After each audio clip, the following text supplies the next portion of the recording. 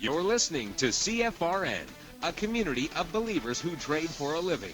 To learn more about who we are, what we do, and how we do it, call toll-free 1-866-928-3310, and we'll send you out a no-obligation information kit absolutely free.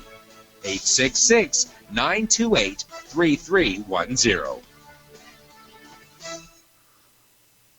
The CFRN Emini Futures Cast is now on Stitcher. Listen to us on your iPhone, Android phones, BlackBerry, and WebOS phones. Stitcher is smart radio for your phone. Find it in your app store or at Stitcher.com. Stitcher Smart Radio, the smarter way to listen to radio.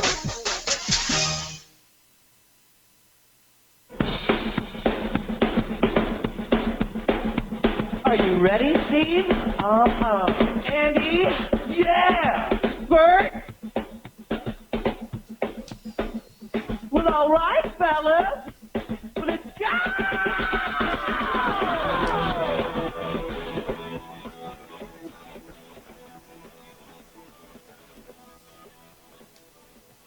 You're listening to CFRN, the Christian Financial Radio Network. Today's broadcast is brought to you by Audible. Get a free audiobook download at www.audibletrial.com/CFRN. Over 85,000 titles. Choose from mystery, romance, religion, science, technology, business, New York Times bestsellers, even children's books. You name it, Audible has it. With 85,000 titles to choose from, you're sure to find the perfect audiobook for yourself or to give as a gift, and it's absolutely free. Just point your browser to audibletrial.com/CFRN. That's audibletrial.com/CFRN. And become a part of the audiobook revolution by downloading your free audiobook today. audibletrial.com/CFRN.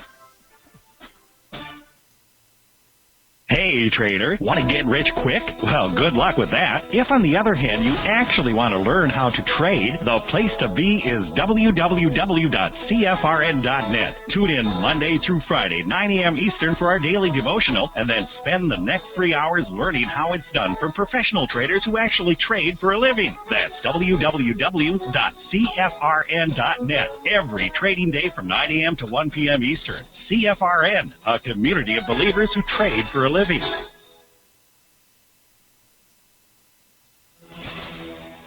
Good afternoon, traders, and welcome back to the CFRN Emini Futures Cast. This is the daily broadcast of Indeterminate Length, where we discuss all things Emini, along with some really big ideas on the finer points of trading gold, bonds, crude, sugar, the euro, and even T-bills. Joining us today from our studios in Boston, Mr. Michael Bork. From our trading desk in Chicago, Mr. Burton Schlichter. Now, to get things started, let's go to our host and founder in Studio A, overlooking South Mountain, America's largest city park. Here's Dwayne. Hey, good afternoon. Welcome back. Today is Wednesday, 23rd day of June, 2016. We'll take a quick look at the numbers here. I apologize to those of you who are subscribed to the one trade a day. Only twice that I recall have I not been able to get those out to you on time. That was when my mother died and when my father died. Otherwise, I've been faithful to get them out. When my brother died, I went ahead and got them out. But I wasn't able to get them out today. Now, I have a radio show to do. I have an afternoon of mentoring sessions to do. I have the Concierge Trade Alerts to do, and I have the partners meeting tonight. But somehow, some way, I'm going to squeeze those one trade a days in there. Somewhere in the middle, it's looking like currently, if all goes well, by the time Ed Curry's done today, I'll be out of here, off the radio by 3 o'clock. My first mentoring session is at 4, so look for your one trade a days to come out somewhere between 315 and 330. Again, my apologies, but unfortunately, it's the best I can do. Okay, all right. The numbers for today, the Dow is up 176 points. It's almost 1%. Now, I don't know if this is a bad tick in the data here, but it looks like when the markets reopened last night, there was a huge gap to the upside. NASDAQ is up 59 points, the S&P 500 is up 20, and the Russell 2000 also up 20 points. Everything is up 1%. The NASDAQ is up 1.25%. Turning to our commodities, crude oil up 39 cents. Gold down $3.10. Turning to the Asian markets, the Nikkei up 172. That's a little over 1%. Shanghai down just 13, and the Hang Seng up 73. In Europe, color of the day, DAX up 185 points, FTSE up 76, and the CAC up 85. Now, those are all movers and shakers. The DAX is up almost 2%. FTSE is up 1.25%, and the CAC is up 2%. Big deal there. Sounds like we know a little something about the Brexit today that we didn't know yesterday. U.S. Treasuries falling as Britain's vote on the Brexit. We'll talk about that when I come back. We'll go to our good word for the day. And, of course, we'll take a look at the Concierge Trade Alerts from last night. And today is, I believe, our every other Thursday for Ed Corey to join us. So with all that said, Michael, it's all yours. Okay. All right. Let me go here and there and here and there.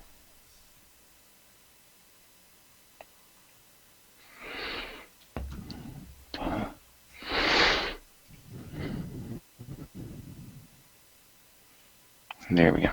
All right. So I will hit the record button and we'll get rolling. All right. Good afternoon, everyone. Today is Thursday, the 23rd day of June, 2016. Today, in soybeans, we made 13 ticks. In the euro, we made 14. In YM, we made 2. Crude, we made 9. Gold, we lost 8. Today, it took us 28 minutes. 28 minutes and 5 trades to get to our goal for the day. At that time, we were up $162.50, and we took a total of 17 trades. So we were up, I think, $270 today is what it came out to. Okay.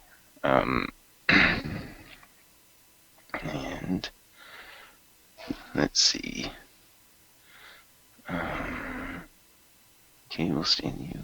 I don't know. All right. So today it took 28 minutes and 5 trades to get to $162.50, and we took a total of 17 trades. On the month, now we're up $4,082.50. That's over 17 trading days, averaging $240 per day. Okay, our yearly total, $29,576. That's over 117 trading days, averaging $252 per day. $252 per day. Okay. Now, if you have not taken a free trial with us, you just need to go here to the home page at CFRN.net. And in the right-hand column where it says register for a free trial, put in your name, put in your email, click on register for a free trial. When you do that, you'll be sent a confirmation link. You must click the confirmation link, okay? If you don't click that link, we don't know you took the free trial. All right. Okay. All right. Let's get into the actual trades from today. On gold today, here we go. Gold had some nice movement here during the break. You see, there, and there, and there, and then it changed directions. Right in there was a momentum short, another one, and another one right there. Okay, but the trades that we did on gold today, we just had a couple. We had this stop out right here, and then it went up. You know, it stopped us out pretty much to the tick, and then it went up and did what we thought it would do. And we had a break-even trade over here. those were the 2 trades we took on gold today. Okay, I don't feel like I missed anything on gold, so except during the break. During the break, there was some good movement on the gold.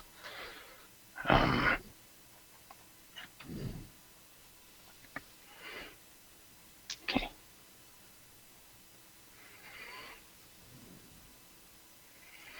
All right. Now on the YM.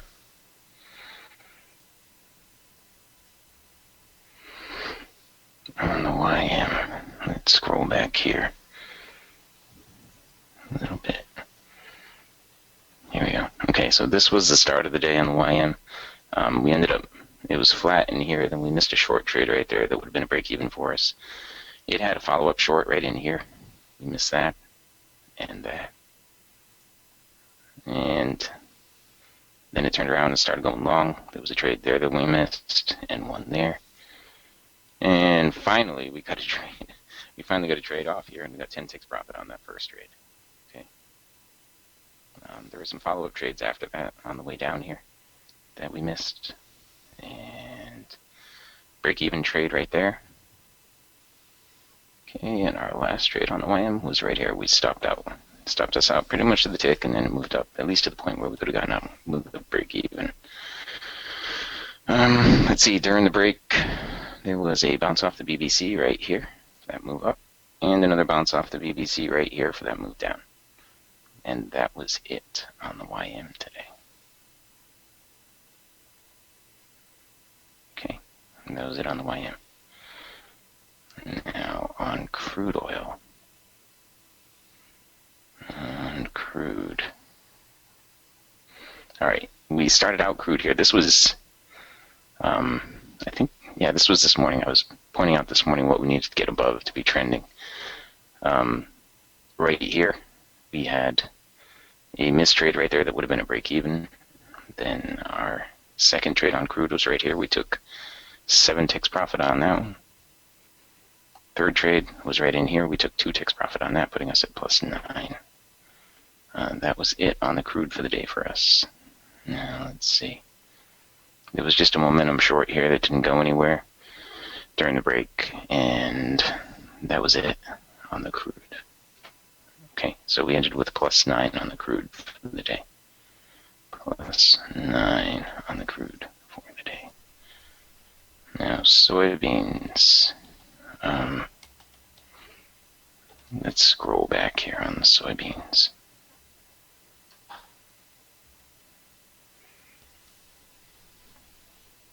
Okay, on the beans in here. Our first trade was right here. We got 4 ticks profit on that one. Then we had a break-even trade there. Then 9 ticks profit here, putting us at plus 13. And then another break-even trade right there. Okay. That was it. During the break, we didn't have anything on the soybeans that we could do. Okay, that was it. Now, the euro.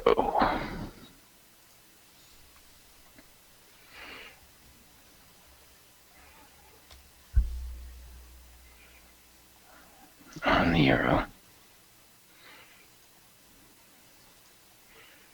Yeah, they are. I knew I had some trades in there on the euro. Okay, so on the euro, we started out right here. On our first trade, we made 3 ticks profit. Second trade, we made 3 more ticks, putting us at plus 6. Then we missed a trade there, and we got 12 ticks on this one, putting us at plus 18. Okay, missed another trade right there. And here, we got 4 ticks, putting us at plus 20. Missed a couple of trades in here, one there, and we stopped out on this one. And it went through our stop by a couple of ticks, but then it went right down like we thought it would. But that put us back to plus 12. Then right here, we got 2 more ticks, putting us back up to plus 14 on the euro.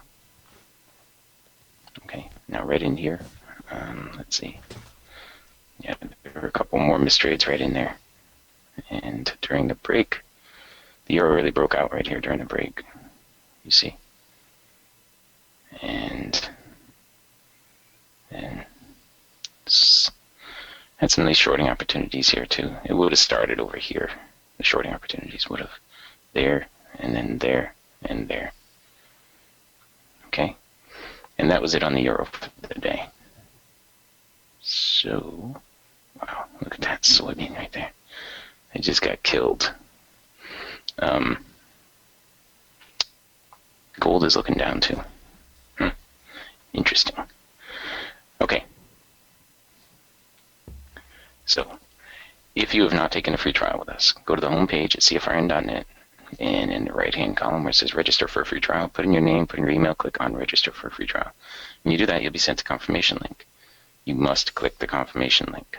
Okay, if you don't click that confirmation link, you do not get the free trial. All right. Recaps. Here we go. All right. Let's scroll back a little. Here we go. We made 13 ticks on soybeans, 14 ticks on the euro, 2 ticks on the YM, 9 ticks on crude oil, and we lost 8 ticks on gold. Took us 28 minutes and 5 trades today to get to 162.50, and we took a total of 17 trades. On the month now, we're up 4,082.50. That's over 17 trading days, averaging 240. Okay. On the year, we're up $29,576. That's over 117 trading days, averaging $252. Okay.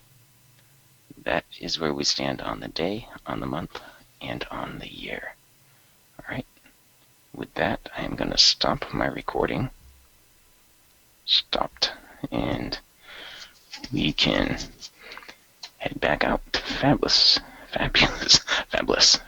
Phoenix, Arizona, if you're ready, Dwayne. And Dwayne is ready. Yeah. Okay.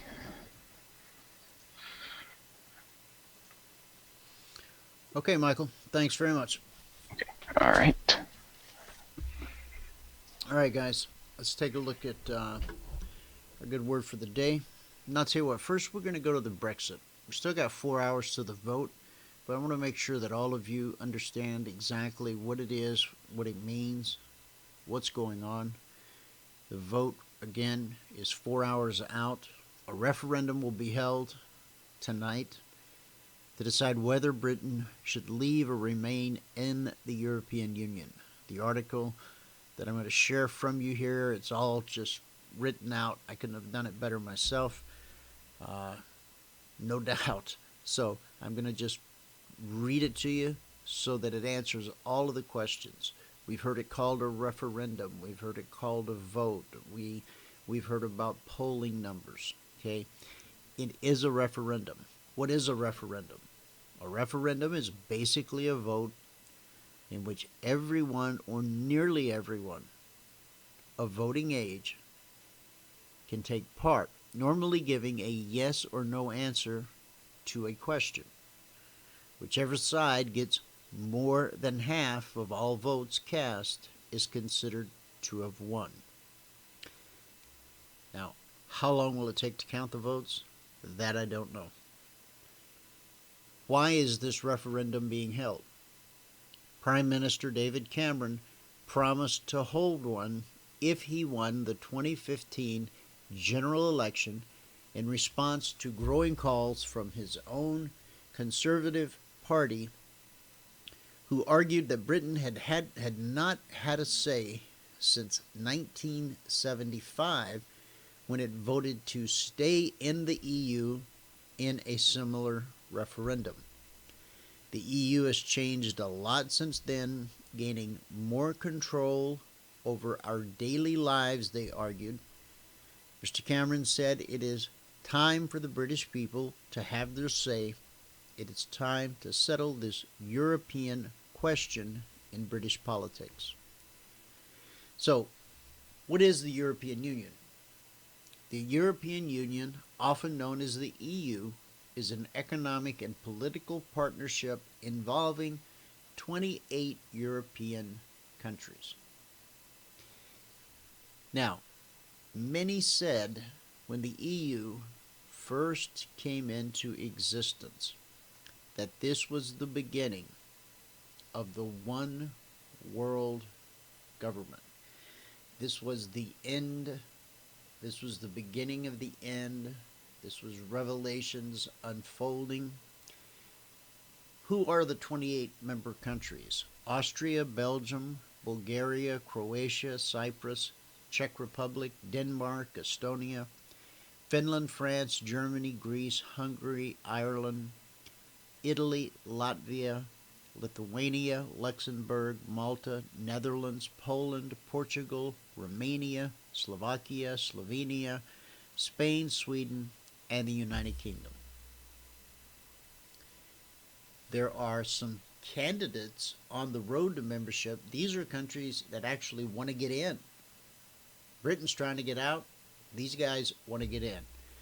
Albania, Montenegro, Serbia, the former Yugoslav Republic of Macedonia, and Turkey. That's going to be a tough one to pull off. And there's even a couple of potential candidates. These aren't official candidates yet, but they want to be considered. Bosnia, Herzegovina, and Kosovo. Okay? Becoming a member of the EU is a complex procedure which does not happen overnight. Once an applicant country meets the conditions for membership, it must implement EU rules and regulations in all areas. So, complicated business. Now, it began after World War II to foster economic cooperation with the idea that countries which trade together are more likely to avoid going to war with each other. It has since grown to become a single market, allowing goods and people to move around basically as if the member states were one country. It has its own currency, the euro, which is used by 19 of the member countries, its own parliament. It now sets rules in a wide range of areas, including the environment, transport, consumer rights, and even things like mobile phone charges.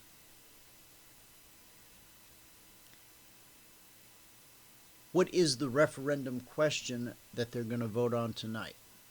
It's pretty simple. Should the United Kingdom remain a member of the European Union or leave the European Union? For the last 2 weeks, you've heard the term Brexit. What does it mean? Well, you've all figured out Britain and exit. It is a word that has become used as a shorthand way of saying the UK leaving the EU, merging the words Britain and exit to get Brexit. In the same way as a Greek exit from the EU was dubbed Grexit in the past. Now, who is eligible to vote tonight? British, Irish, and Commonwealth citizens over 18 who are residents in the UK, along with UK nationals living abroad who have been on the electoral register in the UK in the past 15 years. Members of the House of Lords and Commonwealth citizens in Gibraltar will also be eligible, unlike in a general election. Citizens from EU countries, apart from Ireland, Malta, and Cyprus, will not get a vote. How do you vote? It's a similar system to that held during other elections. Firstly, if you have registered to vote, you have been sent a card telling you when voting takes place and where you should go to vote on the 23rd of June. That's today. On that day, today, when you go to the polling station, you'll be given a piece of paper with the referendum question on it. You then go to a booth, which will have a pencil in it for your use. You then put an X in the box, which reflects your choice, and then you put the paper into the ballot box. alternatively, have also been able to vote by post. They're a little more advanced. Actually, we have early voters and absentee voting here, but this is a move forward for the EU. Now, David Cameron tried before to change the rules of the UK's EU membership. This was big news back in January and February as David Cameron sought an agreement with other European Union leaders to change the terms of Britain's membership. He says the deal, which will take effect immediately if the UK votes to remain in the EU, gives Britain special status with the 28-nation club and will help sort out some of the things British people say they don't like about the EU, such as high levels of immigration and giving up the ability to run our own affairs. Critics say his deal will make little difference and falls well short of what he had promised when he announced his plan for a referendum. The main points of the deal are child benefits. Migrant workers will still be able to send child benefit payments back to their home country. Mr. Cameron wanted to end this practice, but the payments will be set at a level reflecting the cost of living in their home country rather than the full UK rate. Migrant welfare payments. Mr. Cameron says cutting the amount of benefits low-paid workers from other EU nations can claim when they take a job in the UK will remove one of the reasons people came to Britain in such large numbers. Critics, of course, say it will make little difference. He did not get the blanket ban he wanted. New arrivals will not be able to claim tax credits and other welfare payments straight away, but will gradually gain the right to more benefits the longer they stay at a rate yet to be decided. Keeping the pound. Mr. Cameron has said Britain will never join the euro. He secured assurances that the Eurozone countries will not discriminate against Britain for having a different currency. Any British money spent on bailing out Eurozone nations that get into trouble will also be reimbursed. Protections for the City of London. Now, when I speak of the City of London, I'm talking about their version of Wall Street. Safeguards for Britain's large financial services industry to prevent Eurozone regulations being imposed on it. Running its own affairs. For the first time, there will be a clear commitment that Britain is not part of a move towards ever closer union with other EU member states. One of the core principles of the EU, this will be incorporated in an EU treaty change. Mr. Cameron also secured a red card system for national parliaments, making it easier for governments to band together to block unwanted legislation. If 55% of national EU parliaments object to a piece of EU legislation, it will be rethought. Critics say it is not clear if this would ever be used in practice. So, who wants to leave and who wants to stay? The British public are fairly evenly split according to the latest polls. The UK Independence Party, which won the last European elections and received nearly 4 million votes, are in favor of leaving. Why do they want to leave? They believe Britain is being held back by the EU. Who wants to stay? Prime Minister David Cameron wants Britain to stay in the EU. 16 members of his cabinet also back staying in. The Conservative Party has pledged to be neutral in the campaign. But the Labour Party and Lib Dems are all in favor of staying in. U.S. President Barack Obama also wants Britain to remain in the EU, as do other EU nations such as France and Germany. As mentioned above, according to polls, the British public who get to vote seem pretty evenly split. Why do they want the UK to stay? Those campaigning for Britain to stay in the EU say it gets a big boost from membership. It makes selling things to other EU countries easier, and they argue the flow of immigrants, most of whom are young and keen to work, fuels economic growth and helps pay for public services. But yet they have an extremely high unemployment rate. They also believe Britain's status in the world would be damaged by leaving, and that we are more secure as part of the 28-nation club rather than going it alone. So, would they be better in or out? Depends on which way you look at it, or what you believe is important.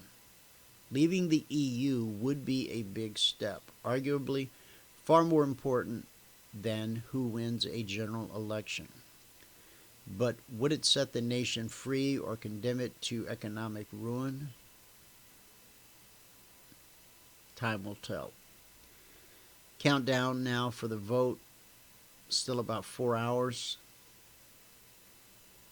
We will know late tonight, I assume at the latest early tomorrow, when exactly and what exactly the vote was.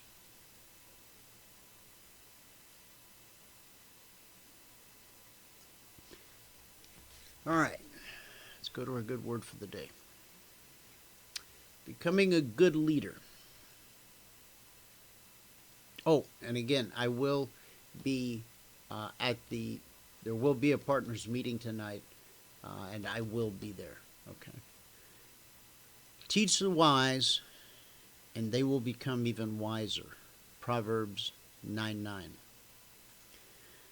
Whether God has called you to be a leader in church, in business, or at home, here are two important principles you must always practice. Reach for people who stretch you, Solomon said. Teach the wise, and they will become even wiser.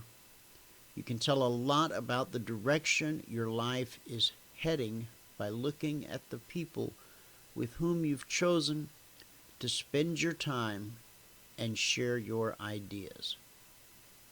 Their values and priorities impact the way you think and act. If you're positive and dedicated to growth, their values and priorities will encourage you and reinforce your desire to grow.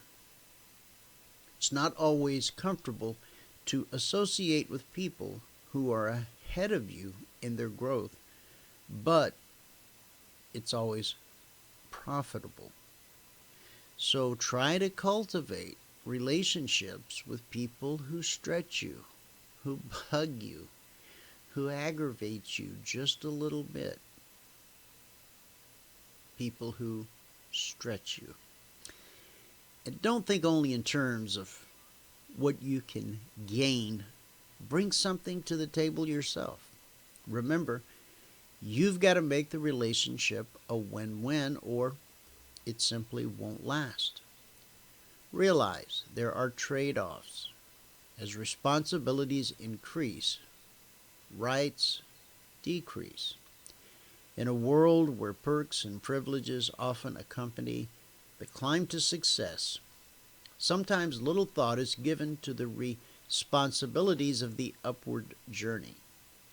As John D. Rockefeller Jr. once said, every right implies a responsibility, every opportunity an obligation, every possession a duty.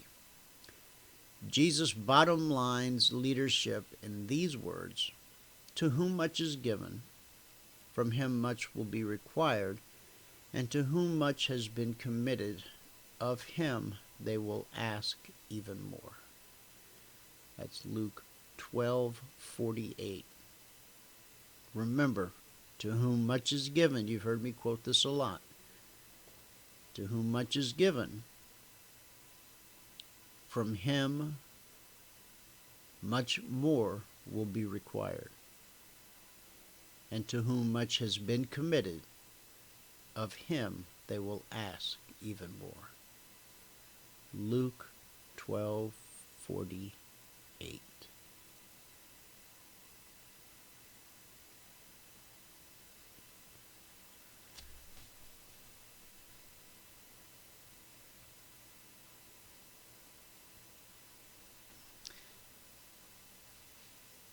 Oh, Tom, I don't know that our so-called leaders of the world have made our world a better place. So I guess you'll have to figure that one out on your own.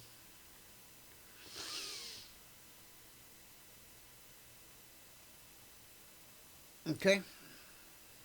Okay. All right. Let me check with Ed. I always forget if it's Ed Day.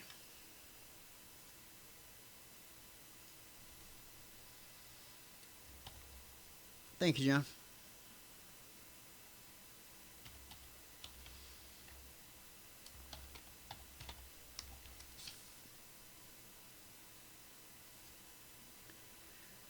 Okay.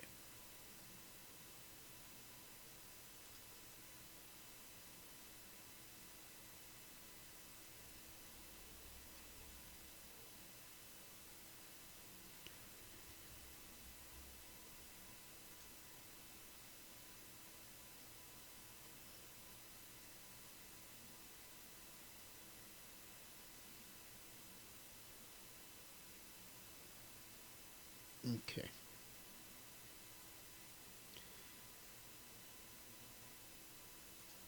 Concierge Trade Alerts for Wednesday, 6/22. For trading day, 6/23, which begins at 6 p.m. Eastern on 6/22, except for soybeans, which open at 8.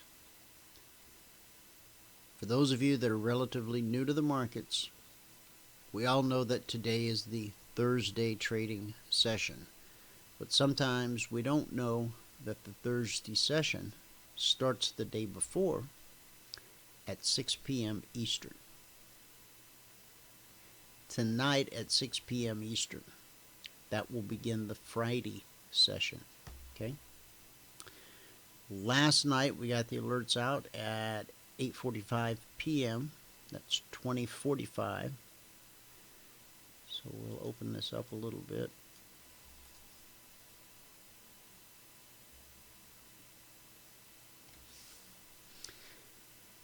And if we send them at 20:45, we want to drop a line at 2100. Okay. 2100. There we go. All right. We were looking to be buyers at 91.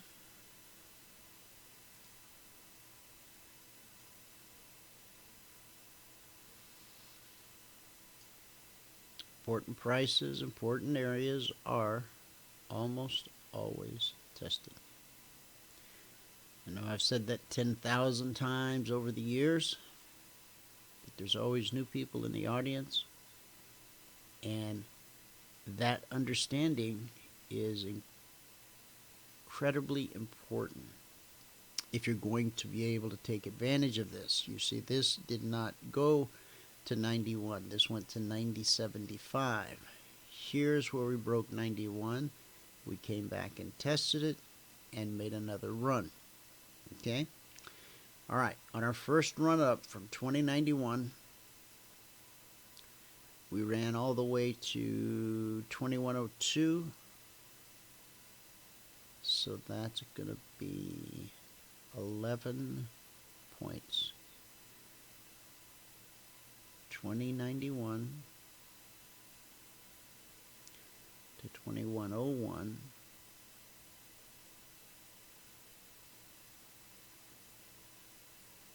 Points.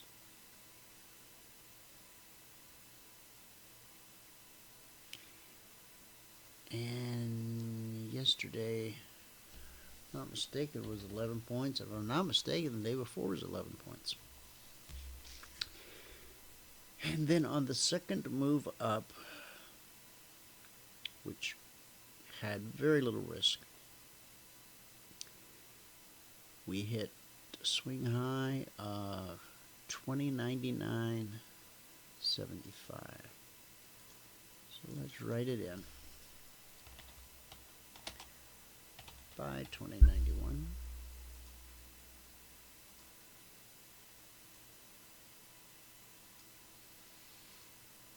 Yeah.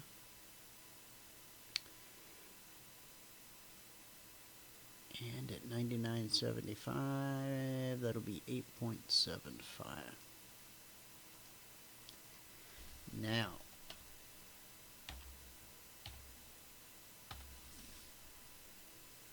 if you wanted to make, I don't know, let's say you want to make $1,000 a day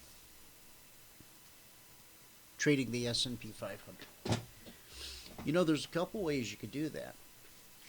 The S&P pays $50 a point. So you could trade one contract and go get 20 points.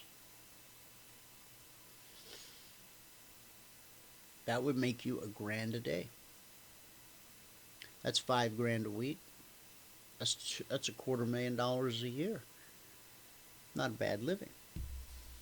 There's also another way to do it. You can earn the right to trade 10 contracts, climbing the ladder one contract at a time.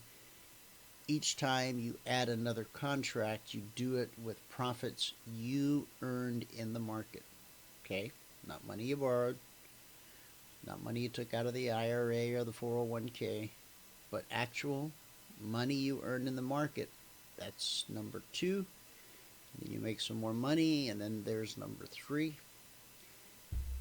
Once you reach 10 contracts, which, by the way, at $500 per contract, which is the normal intraday margin.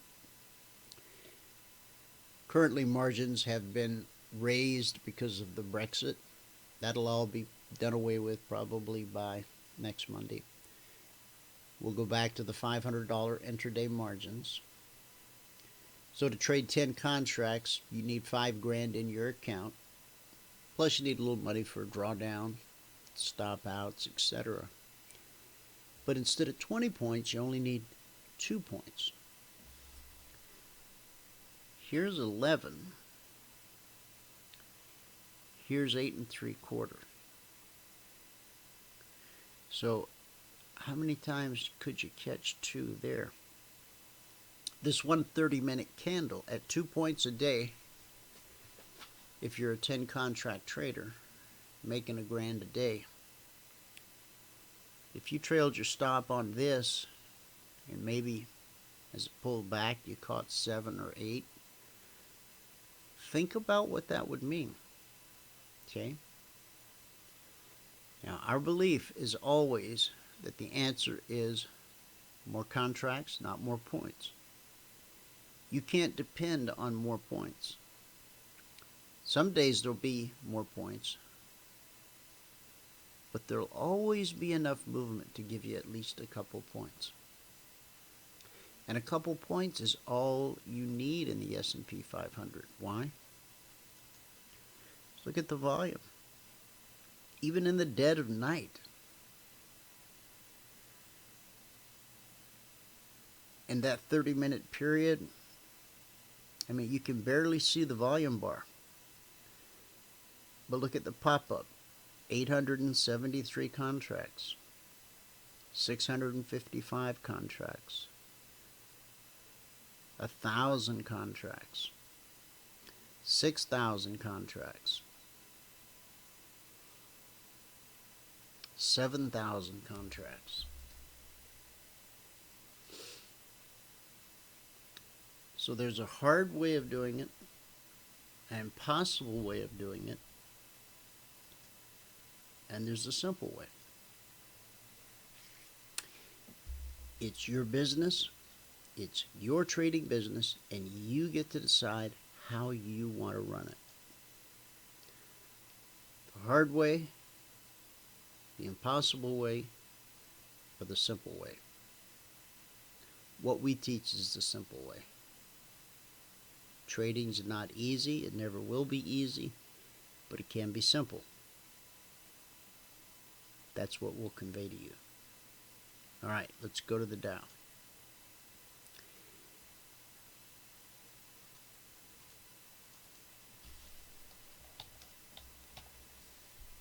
Okay.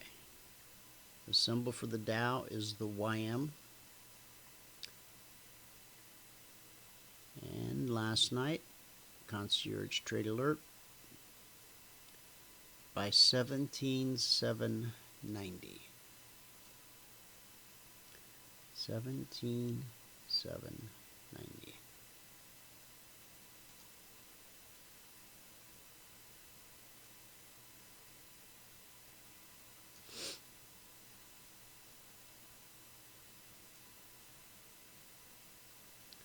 We didn't get the alerts out until 2100.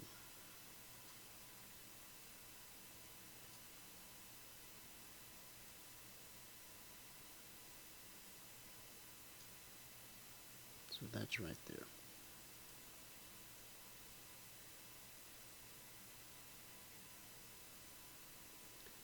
And we're looking for 17,790, which is right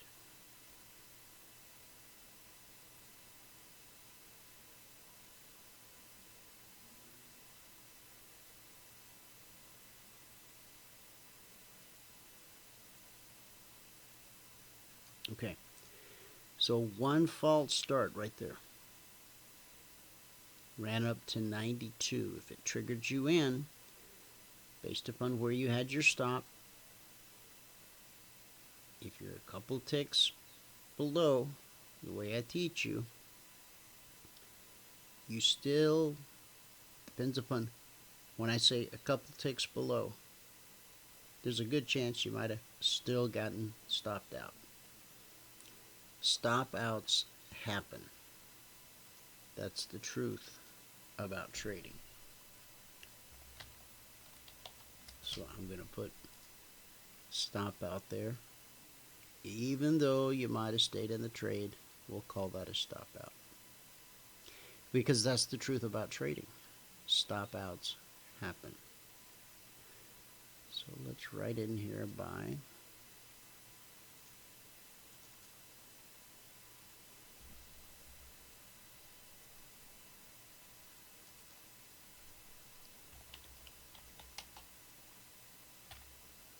$17,790.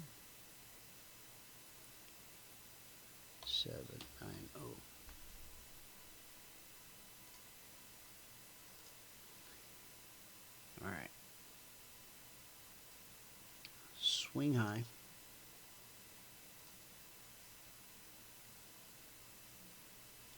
From 790 to 890. Exactly 100 points on the nose. How many do you need? 20. This is the Dow. The S&P pays $50 a point. The Dow pays $5 a point. So whereas with the S&P you need 2 points a day, with the Dow you need 20. Okay, to make that $100 per contract per day. The 2420 blueprint is designed to take you from 1 to 20 contracts over a period of 24 months. It's a slow, steady build. Some say it's a slow boat to China. Good news is the boat actually gets to China if you stay on board. But some people say, wow, this boat is so slow, I could get there faster swimming.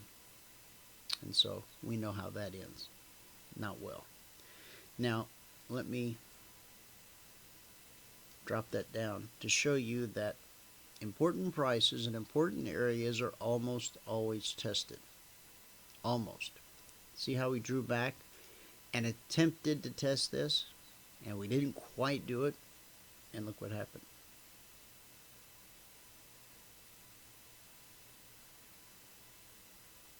Sometimes that'll happen.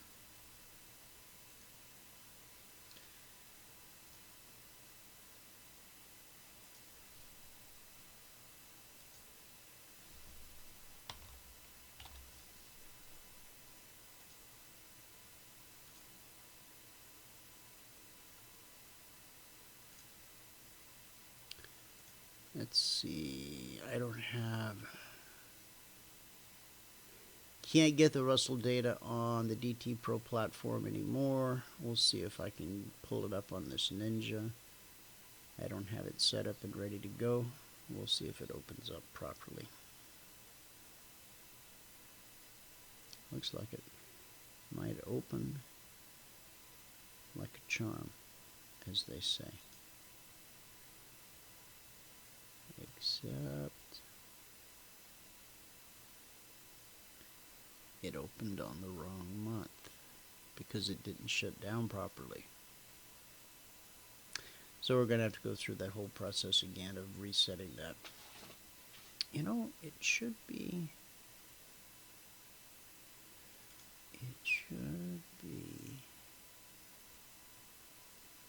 data series.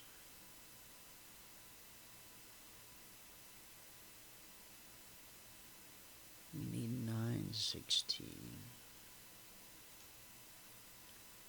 is what we need. We need TF.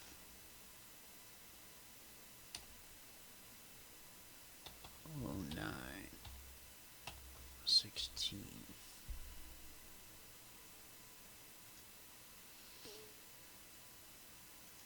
Apply.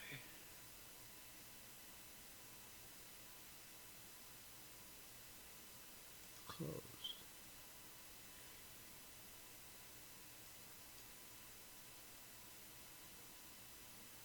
Now,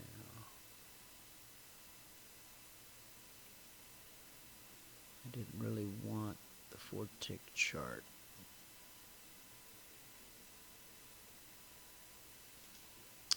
Alright, so we'll let that go. We'll square it away tonight in the partners meeting. It'll give us something to do. Alright, let's go to gold.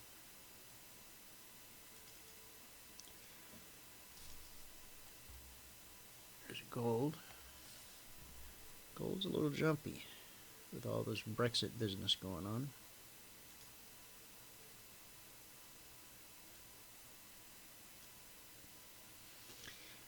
Okay. Oh, I just got a message from Ed. He'll be ready in 7 minutes, so let's see if we can get through these. So we'll be ready for him. Gold, gold, gold. We were looking to buy 12.66 or sell 63. And so here's 66.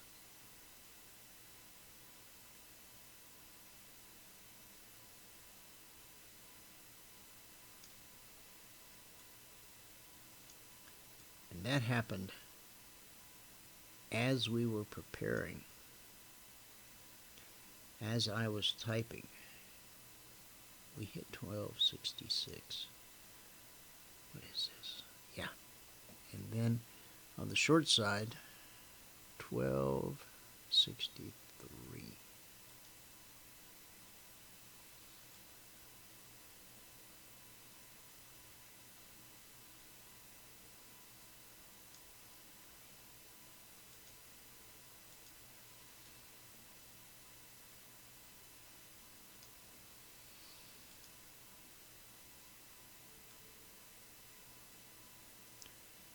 Can I line it up?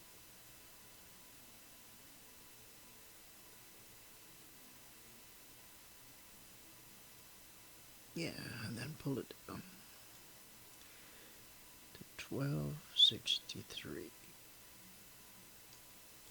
All right, so on the first trigger up, took us to 69.60. That's 36 ticks. Let me write these numbers in. Yeah, that's what I'll do. Gold, 1266.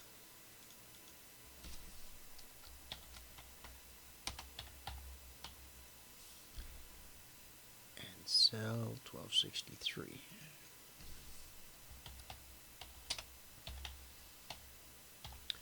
So, some good two-sided action. All right, from 66 we went up to 69.60, so that's 36 ticks or $360 per contract.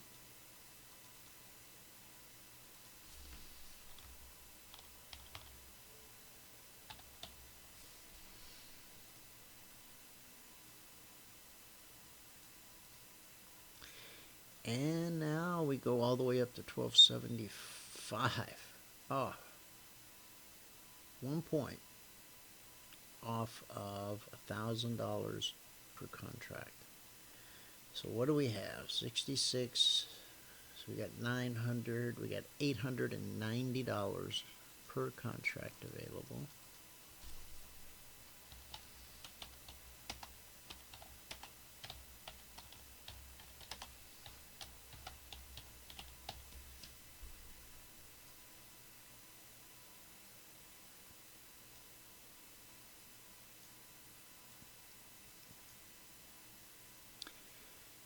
And this time we drop through 63 and we make it all the way down to, well, around 59, 90. We'll call that 30 ticks. 30 times gold pays $10 per tick, so $300. And then we go long again and short again and long again and long again. There were so many trading opportunities here. Let's get a chance to look at crude real quick before Ed shows up. 2100. So gold was full of opportunity. 2100.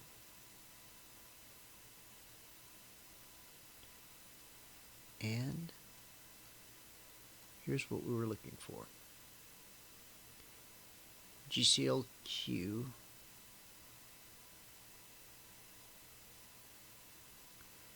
by 49.70. So 49.25. So 49.70 came in right about here.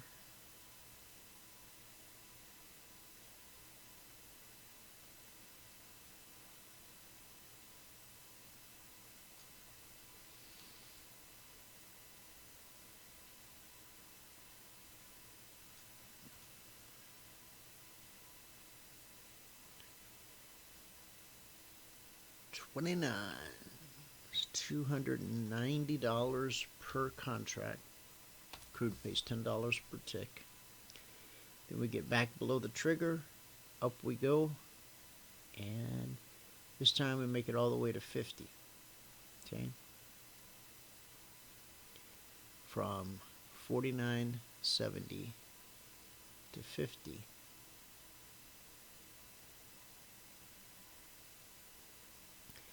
That should have been 29.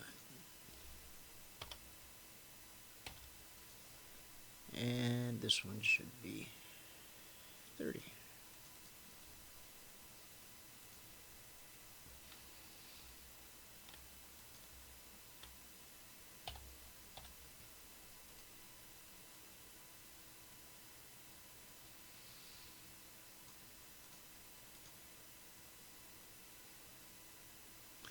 And then back below and up one more trip.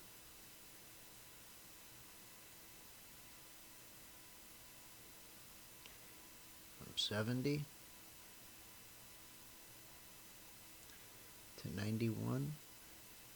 It's 21. Now, how many do you need? Well, with crude oil, which pays $10 per tick, you need 10. So either one of these 3 trades I've highlighted, either one of these 3 opportunities I've highlighted,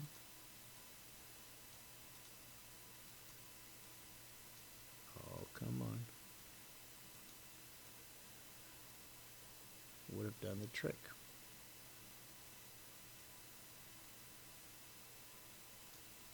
Because you only need 10. On the short side, crude oil, 49.25.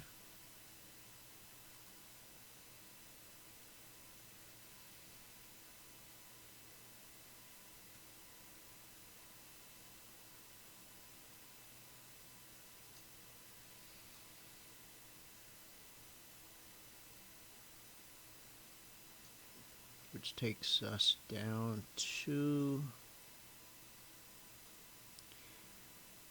49.11. From 25 to 11 is 14. So there again is an opportunity to grab your 10. Okay, what have we not covered? Still, Ed, whenever you're ready, let me know. I saw your 7-minute message there. Just tell me when you're ready. I'll open up your mic. Okay. Bonds. Let's go to bonds.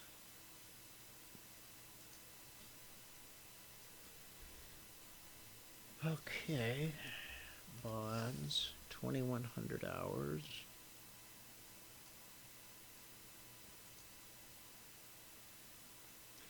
That's where the alerts went out. Okay. And on bonds, we were looking to sell 167.02. 167.02. And since important prices and important areas are almost always tested, yeah, let's try that again.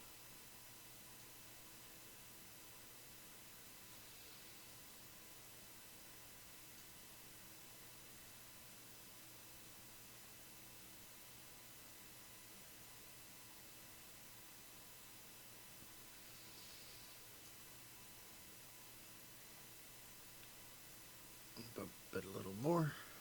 Is that it? Nope. A little more. That's 01. We're almost there. It's going to be a huge day for bonds. 167.02. Okay, from 167.02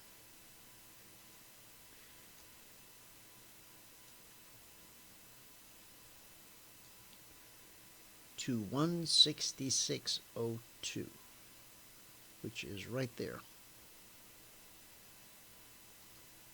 That's $1,000 per contract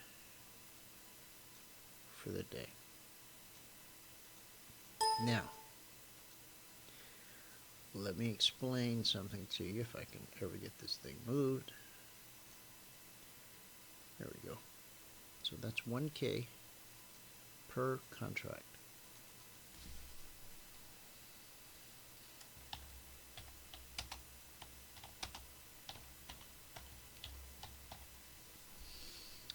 $1K per contract.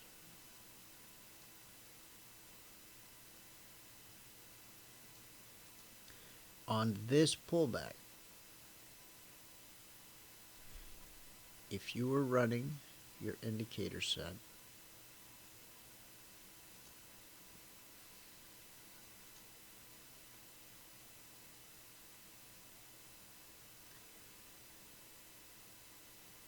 right here is where you would have been taken out. The step line gets on the north side of the MA1. We're in a down trade. We're selling the market. This is an up close above the step line, which has gotten itself on the north side of the MA1. So that's your signal to exit the trade, which is why we have a rule of thumb that says anytime you have $1,000 per contract on the table, take it. Okay? So you would have, using your indicators, you would have weathered the pullback, hit the $1,000 mark before the official indicator exit signal came along. But then price comes back. Important prices, important areas are almost always tested. And look where we are now. We're on our way down. Now, because this is our second time down, we've got to wait for this whole thing to reset itself. But in the meantime, we've dropped to 166.08. There's 6 more ticks to go, and we'll be at another $1,000 per contract.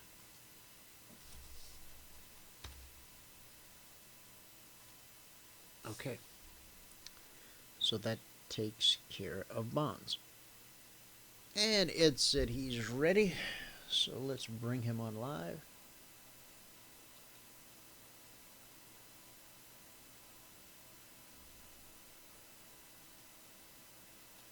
And here's Ed. Not really, I haven't found him yet. Still looking for you, Ed. There he is. Ed, welcome to the show. Hey, Dwayne, how you doing? Good, how are you? Doing good. A little bit hot, but good. Man, we've been under a heat alert out here for the last few days. And Yeah, I've been seeing that. went to pick the kids up from Bible school the other night. Vacation Bible school, and it was 8 o'clock at night, and it was still 108 degrees outside. Man, yeah, You know? that's tough. Do you ever get out there, Dwayne? You don't, do you? Get much Get what? humidity? We do. And You do? at the end of the summer, when our monsoon rains come, it gets horribly humid, unbearably humid, nasty. Yeah, that's Real like our nasty. weather here. Only we're not as hot as you. Yesterday, I looked at my thermostat, and it's 83 degrees in my house. Well, I don't do 83 degrees. I do 78 degrees. Uh-huh. And so I called my air conditioner guy who was just here a week ago to put in some Freon. I said, man, I need you to come back. He's like, well, I'm like, it's hot, man. I need you to come. He goes, okay, all right. And then after I hang up, I go and I look at my thermometer. And nobody's supposed to touch the thermostat but me. Somebody put it on heat. Well, It's 115 degrees outside, and somebody puts my thermostat on heat. you're sure it's not a personal problem, aren't I you? called the air conditioner guy back. And I said, belay that. We won't be needing you. Somebody fiddled with the thermostat and put it on heat. He goes, well, that's a good thing, right? It saved you a lot of money, saved me a trip. I go, yep. He goes, God's good, right? I go, amen. And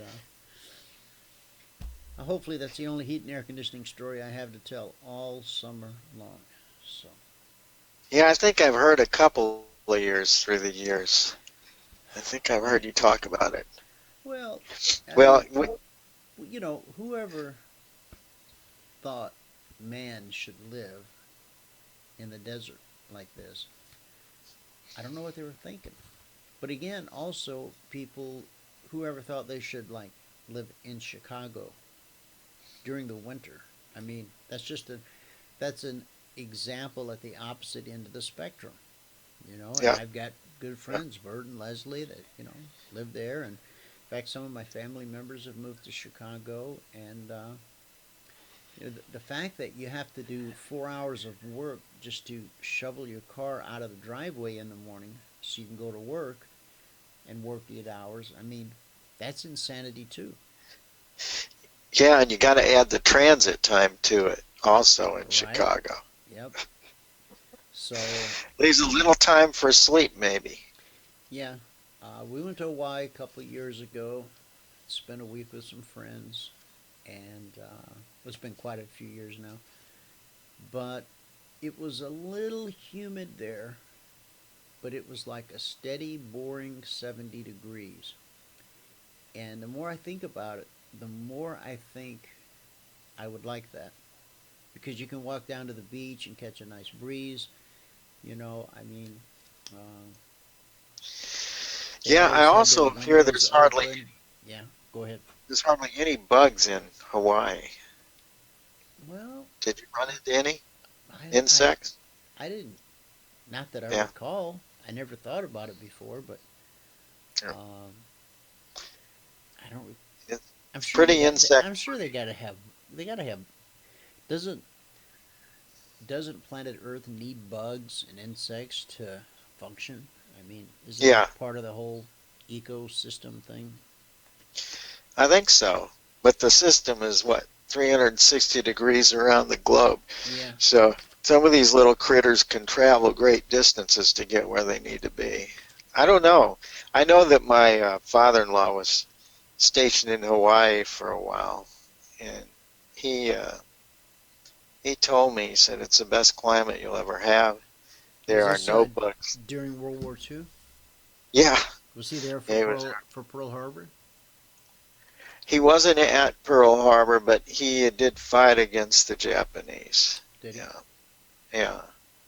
He said it was really, really rough. It certainly affected him, you know, it just permanently. And he was a good guy, and he was a kind of a tough guy, but Yeah. he didn't like to talk about it. There's a TV show. It was originally created by the AMC channel, which I don't know if you get on your cable or not. But Yeah. do you have Netflix? I don't. No, I don't have enough discipline to get it. I already spend enough time, It's trying not to $10. watch my television. It's $10 a month. But anyway, I know it's cheap.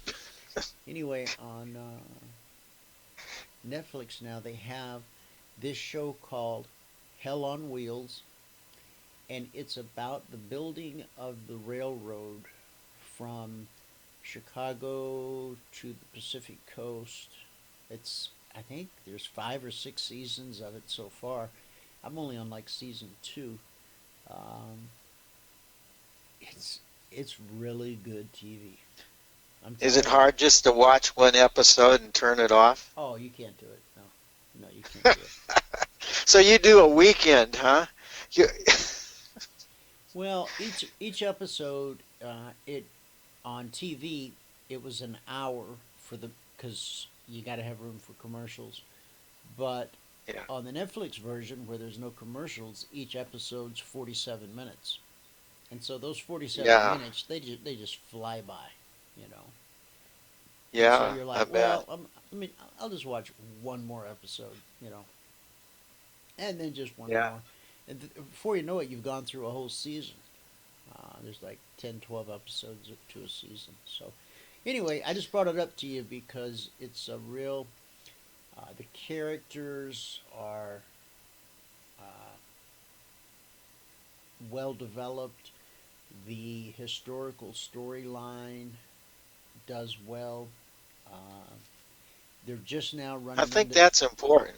That's They're good. just now running into the Mormons as they're approaching Utah, and Uh-huh. they were not pacifists by any Mormons. stretch of the no. Mhm. No, they were like Right. they had good manners. and they prayed a lot, and they had some unusual habits with the whole wives thing. Right. But they carried long guns, and they weren't afraid to shoot you. True Yeah, story. you know, I worked for a company that had headquarters in Salt Lake for a while, and I have to say, you know, that the people that I dealt with in corporate when I went out there were really solid folks to work with. I mean, they had a lot of moral character, I Oh felt. yeah, they definitely have. Well, if you had cable HBO, you could watch Big Love, and you could see the modern day version of polygamy. But Mm. anyway, let me send you the charts. Okay. Did you talk about Brexit today, Dwayne? I did. I bet you did. Well, actually, what I did is I went through a little article that explained what a referendum was and why this whole thing was important and how it would go down and what it would mean and the ramifications of if they go and if they stay. Uh, it was just a really good article that sort of answered everybody's questions about, what the heck is this thing and what's really going on. Mm-hmm. Well, I'll tell you what, this whole deal plays right into the big boys' hands because not that they planned it, but these kind of pinnacle events, uh, the big money really, is at an advantage because they have kind of an inside seat at the table. And I hate to sound like a conspiracy theorist, but I guess you'd have to say No, go I ahead. am. I'm not always Feel looking free. for it, but huh? I said, go ahead, feel free. But you just got to watch the money and what it's doing, and if you have a way of understanding what people are going to do, particularly those that are swinging the votes, like at the Federal Reserve. I don't know if you notice all the conferences they have this week to try and shelter this thing. So there's always somebody speaking, it seems like, every day. And those things are potential market movers. And it makes it, to me, Margins have been doubled. oh yeah, yeah. The time you really want to be able to hang in there with a decent sized position, they double the margins on you. Now, I don't blame the exchanges. I don't blame the brokerages because that's, obviously they want to be ready for it, need to be ready for it, and that's good actually for us to know that, if you have your money with a firm, they're at least cognizant of the fact that there could be a really big run on any given day. And they have to do that kind of stuff. I don't like it when it happens because sometimes it can keep, especially the little guy, out of the market at a time when he may well have a good system to take advantage of that. So, but that does happen.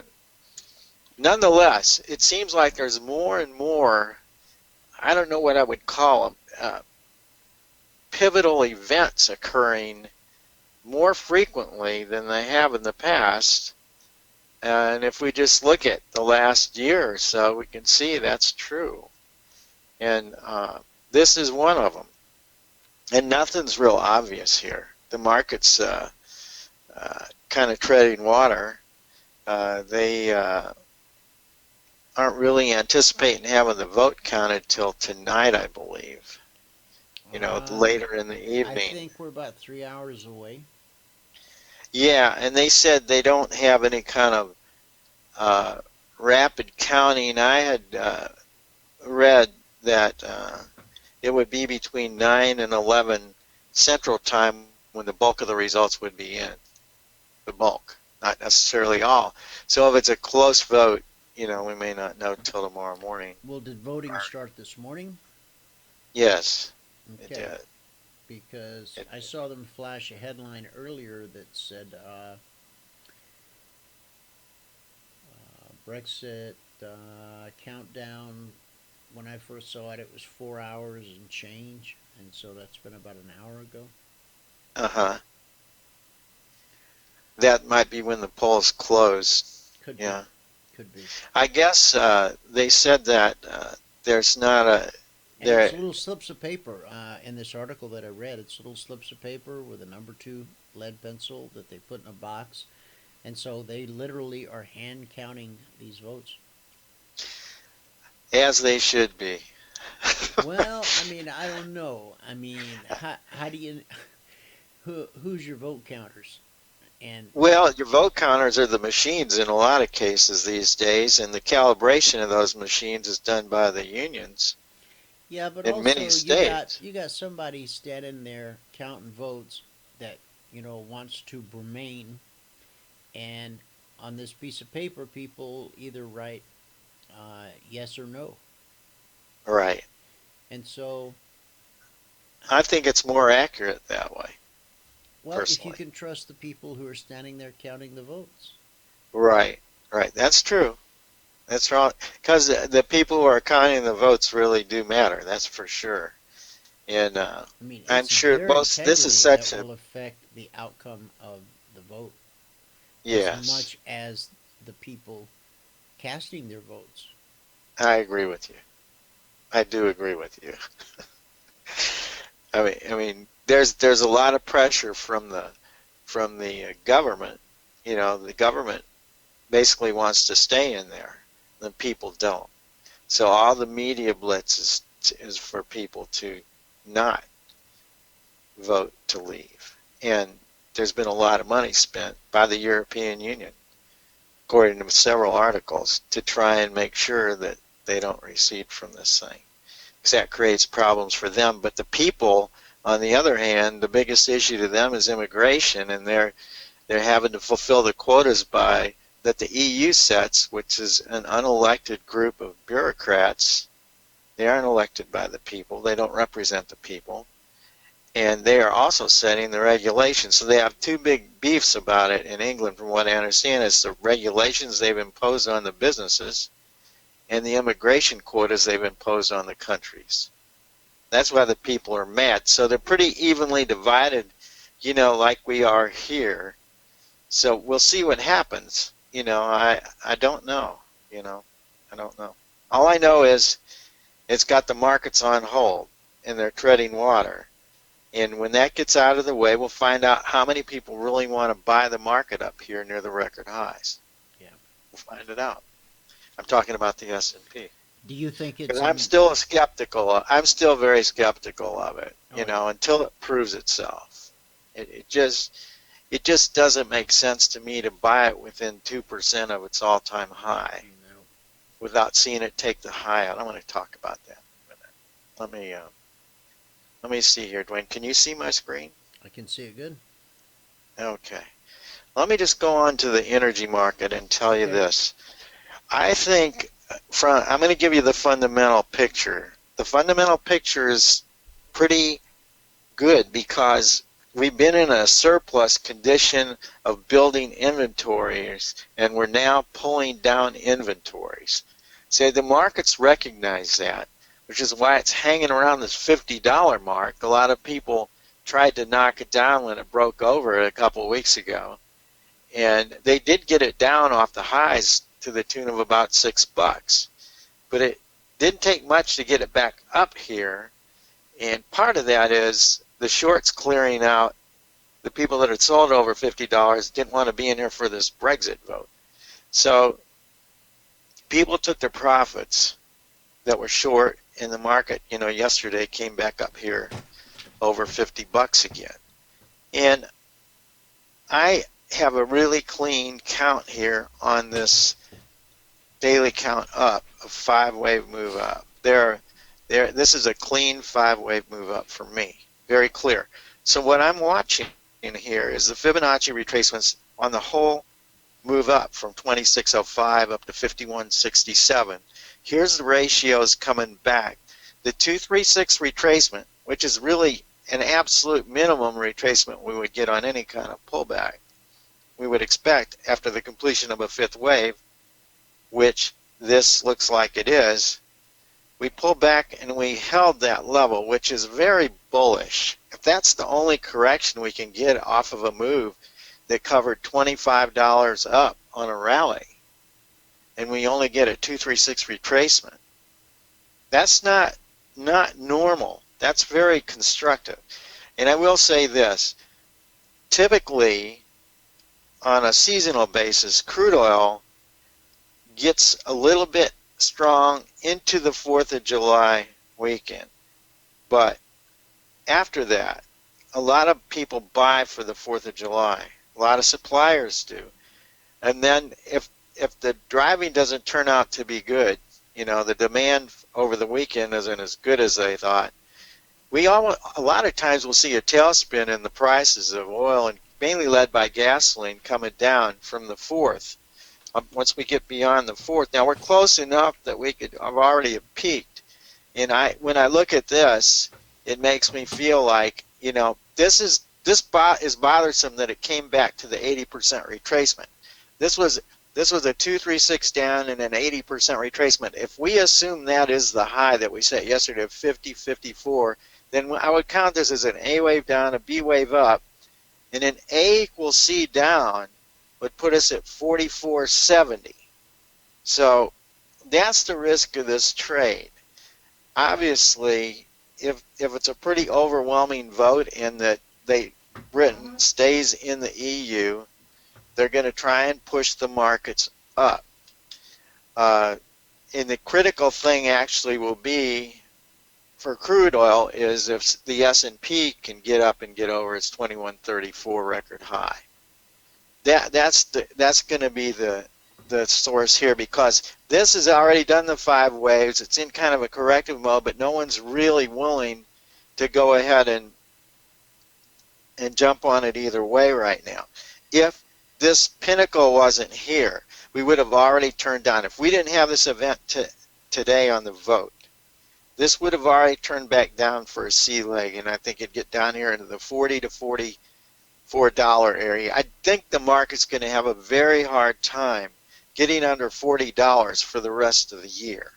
I also believe that the highs are probably going to be somewhere in the $54 to $58 range for the year.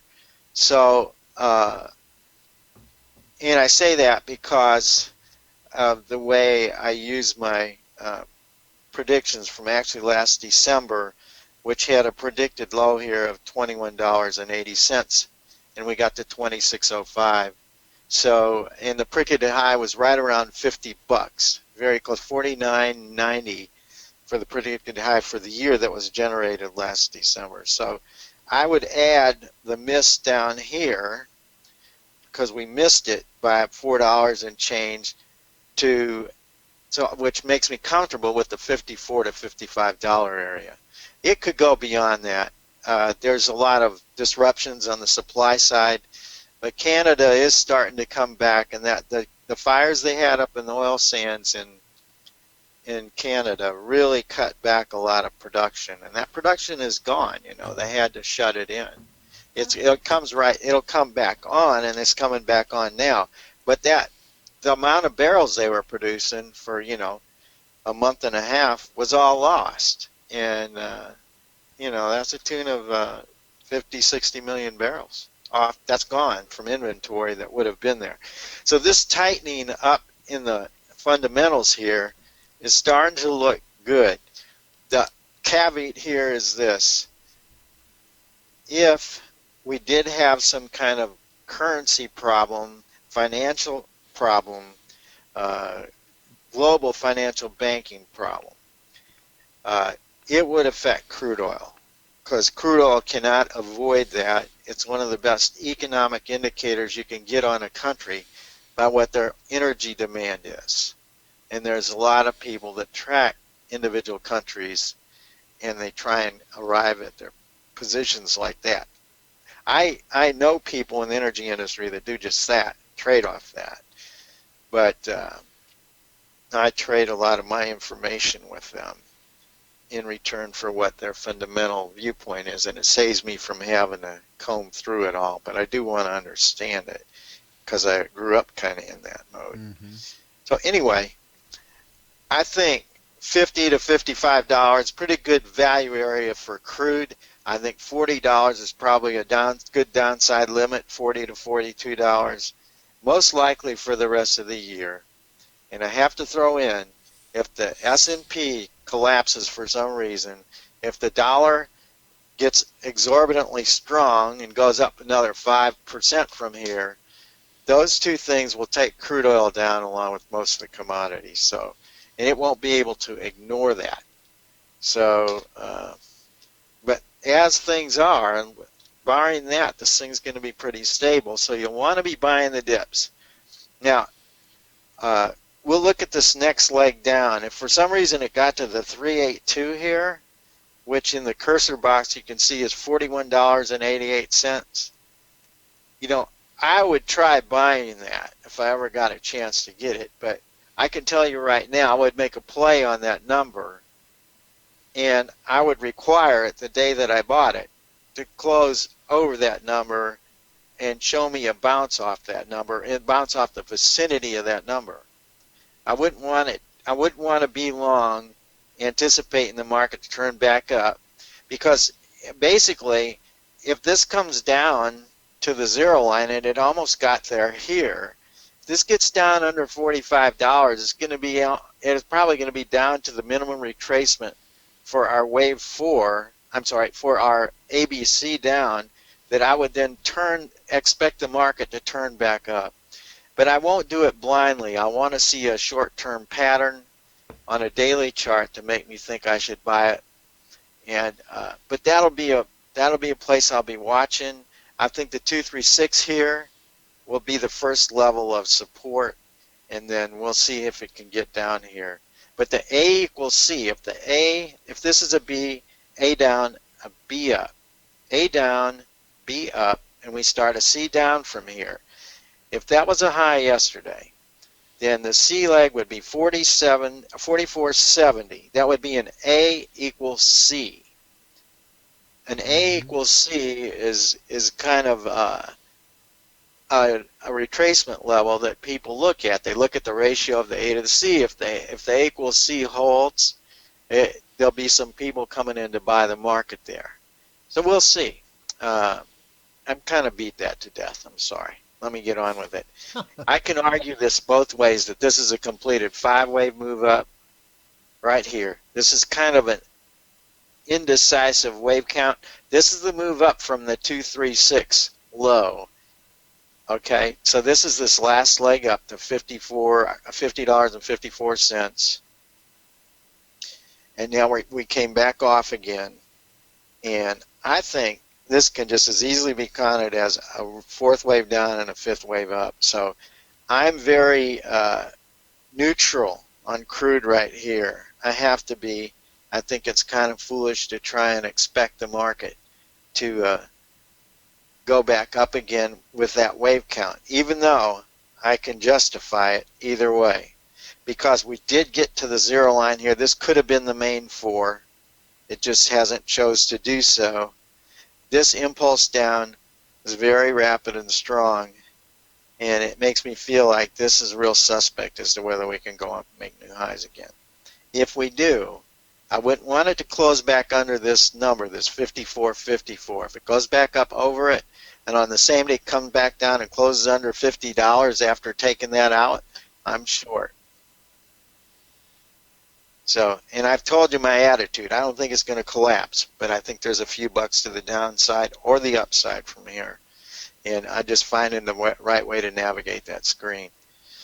Okay, I'm going to jump to the S&P, Dwayne. Okay. Here's the record high here back in May of last year. It was 2134. So I just drew a line in there. I couldn't get it for some reason. It wouldn't let me get to the 34. Let me choose 33 or 35. So, but I wanted to make the point here. We came off this number. We came back and tested again at 2127, and then we came down and made a lower low. Okay, so you can follow the first correction down after making the record high, and this is a weekly chart. Then we came back up to test it again after 4 weeks, and that failed to get to it. It came back down and made a lower low, a lower reaction low than the previous one here. Okay, then it rallied again back up over 21. It rallied back into 21.26. Okay, rallied to 21.26. Still under the record high. Mm-hmm. And then it comes back down again and takes out this fractal here at 2034. And you see what happened. This is when we got the plunge down to the 1831 level. Okay, so we had a really big break here. After a failure to take out the high, two failures to take out the high, we had a really good plunge. We had an ABC up for a B leg that also failed to get to the record high. Went to 2110, came down again, made a reaction low at 1998, rallied back up again to 2105, still lower than this reaction high. And then when we broke this again here, we had a little bit of a rally and we finally broke down big. And we came down to 1804. This is a C leg. We're looking for 5 waves in here. We got them. We counted it all the way through. At the time it was very clear. Sometimes it's clear enough to do and sometimes it's not. This one was. We got the rally up here and we were looking at this point for it to turn down again and break this low. And at that point we needed to see follow through since we knew we were in the 5th wave down here off this C leg. So we broke the 1802 low and broke the 1804 low. It's 1804.25. We broke to 1802.50. So we didn't even break a full 2 points. Came back up and closed over this. It was a nice reversal day on the daily chart when it did this. So at that point, you know, we had a completed ABC down. And on a bigger picture, I'm not going to go into it because it gets a little hairy, but we were looking for a nice pop up. Mm-hmm. This was more than I thought we'd get, okay? But again, it went up to 2119, 15 points in front of the record high, mm-hmm. and it pulled back from 2119 down to 2050. So this 2050 level is going to be important to us at this point. It's going to be very important to us that hold. And just to let you know what I've done with the equities that I've got and that I manage, I lightened up on the length going into this meeting here. I sold some stuff out last week. Mm-hmm. And but I still have about 50% in there. I am not going to put anything more on up here, any more length on up here in the equity market. I will not let myself do it till I see the market close decisively 10 points or more over the 2134 record high. Because there's been so many failures up here. This is either going to blast through it and perform, mm-hmm. or it's going to fail from here. But I don't have a lot of money to make to stick my head out here. And, you know, we're at 2095, 2102. Why should I buy at 2100 for a 1.5% rally to see if it'll get through this without waiting for it to blow it away and have a decisive follow through over it? I shouldn't do that. That's not good risk management. I can get back in anytime I want here. I want it to prove it to me. And that's been my attitude since it put in this high, because on the bigger picture, it looks like we could have another flush down. And on the daily chart, this could just have been counted a 5th wave up. And it actually was 5 waves in this move, and it came down, but this rapid recovery here has got the market still hoping it can make another high in here. I'm not going to hope. And, you know, I realized, you know, when I look back at my trading over time, every time I was really hoping for something, it was usually the wrong thing to do. I mean, that sounds silly, but a friend of mine used to say, if you hope, you're a dope. You got to play the numbers in front of you. You have to play what you see. And so the more you can do that, the more comfortable you are with your system, the more you can scale through these times when the market's turbulent and still have a clear enough head to make money. You won't make money with an emotional headset ever.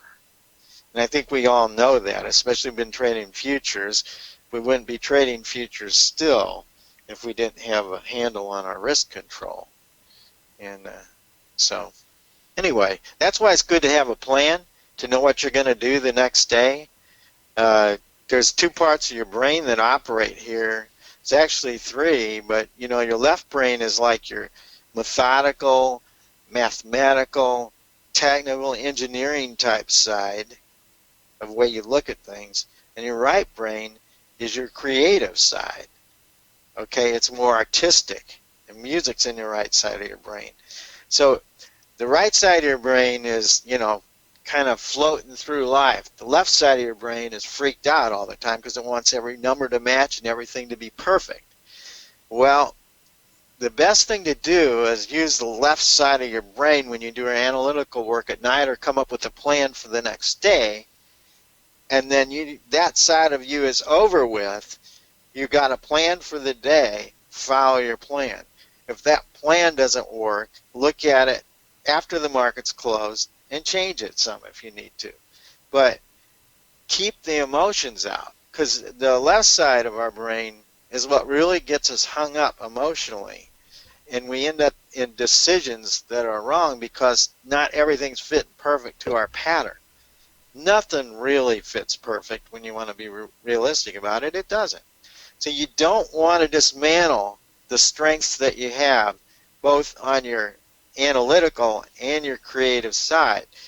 And there's one more piece of the puzzle. The core of your brain always likes to have a good time. It likes to take the fast toboggan down the hill. It likes to run on automatic. It's like your autonomic nerve system actually does run automatic.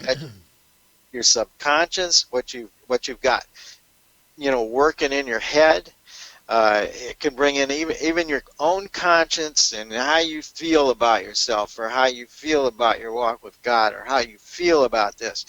It subconsciously takes a lot of things into account, but the core is like the automatic stuff that you don't control. The way you get a handle on it is to have a plan going into the day, so that you don't need to wonder what you're going to do when the market goes to places you did not think it would go to. Does that make any sense, Dwayne? Mm-hmm. Yeah, it does for me. I've found that helped me a lot, because I'm a mechanical engineer by trade, and I like things just right, you know. But liking things just right either got me out early or left a lot of money on the table when I was right. So I had to kind of find a way to weave through that, to know that if I'm trading more than one contract, I can be more aggressive when I get out of that first piece, okay, depending on how many I'm taking. And I'm a lot more certain to make money that way, because I'm usually taking profits before I really think the market's done anything to justify me getting out. I'll take partial profits. And that gives me the chance to stay in, move my stops up so I don't get hurt, and see if the thing's going to run. And then if I have, let's say you've got 10 contracts. Well, I like to trade in increments of 25% on my multiple contract things, positions. So that gives me a way to work my way up. And I'll actually scale out. If I think the market's going to run up $2 and I get 50 cents, I'm taking part of it. I get $1, I'm going to take another piece. And sometimes if it runs all in one day and I have indications that it's not going to close strong, I'll just take it all off. It just depends on what it looks like to me. If I have a plan, I can do that, right? I can do that and not try and figure it out while I'm either euphoric because I'm way ahead, or I'm scared that I'm going to give back all these profits. I don't want to think about that. I don't want to think about that when the money's on the line. It sounds silly. I mean, I've been trading for a long time, Dwayne. I started trading futures in 1985. And that's what I've learned. I got to protect myself from reacting emotionally. I have to protect myself to keep my perspective right on the markets so that I can take the risks at the right time and not look for excuses or try and back out of it. I got to have that plan. And that may not, work for everybody, but it's just kind of my makeup. You do want to find out what works for you. I know some people that are very instinctive traders. There are very few of them. But the ones that are instinctive have a certain amount of risk management skills that are extraordinary, and they trust themselves to make the decisions on the fly. But one of the fellows that I advised him for 15 years. I really worked for him a lot of the time. He was one of my main clients. And that's what he was like. One of his rules was if he made a certain amount of money over the course of a 2 or 3 day period in a position, he was going to take the money. It really didn't matter what I thought. I mean, I'd be advising him, I'd say, well, I think it's got another day or two to run. I think it's worth hanging on to. And he said, sorry. He said, I've made enough money in this trade already, and the market will try and take it back, so I'm taking it all now. And that was his rule, but you can't argue with him because he is just really a great trader. I learned a lot of stuff from this guy just because he had his own style and he had his own way and rules that he instinctively took money off the table. And I know that he had one of his worst years, and he was really looking for help, and we had a mutual friend who put us together. And he was beside himself because he only made $5 million that year. And he had never had a losing year. He had been trading over 20 years. So, pretty interesting guy because we were able to do a lot. He was able to make my stuff look so much better than I'd made it look and make a lot of money off of it, which was great. But I'm talking in circles here, Dwayne. Question from the audience: do you day trade or do you swing trade? I would say that I do about half and half. The swing trading, I usually won't swing trade unless the market warrants me staying in overnight or for a couple nights. And if I have a position on the market that I want to take over a 2 or 3 week period, which I do, I'll use options.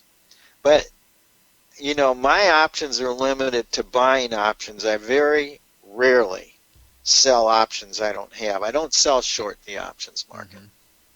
But for me to do that, and knowing what the odds are, about 85% you're going to lose money if you buy an option. Right. Your timing has to be really good. You have to be really discriminatory about when you initiate a position like that you plan to keep a few weeks. Now, I did buy some options that expire in June of next year, and I actually bought those yesterday in gold. Because I wanted to have a nice position in case this thing came out really positive. And I didn't want to have to be right for this specific point in time. If the Brexit vote didn't go right, they'll flush this thing, but I'll have a whole year to prove myself right on those. And I'm going to buy more. But I wanted to get them on. It's back over $1,300 today or next week, then I won't hesitate to add to that position. The options that I bought, if it goes over $1,300, will probably be worth twice as much if it goes over $1,300 in the next month. So I'll probably at least double my money. If I'm wrong, I've got another, 11 months to be right. Sure. So long-term options, if you know how to price them and what your time frame is and what you're looking for the move, are really the only options that give you a big advantage over the market. And they've been proven that if you buy options that are way out, the real long-term option, a year to 2 years out, and you buy them out of the money, but within the volatility range of what could be expected over the next year or two, those give you actually an advantage over the market. And if you run the stats on those, they're a lot more favorable to making money than you are buying stuff right up close, little out of the money or in the money.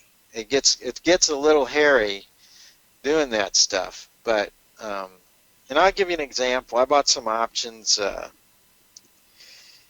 It's been about 2 weeks, and I paid $570 an option for them. They went to $4,500 last week. I wasn't even in them for a little over a week. Wow.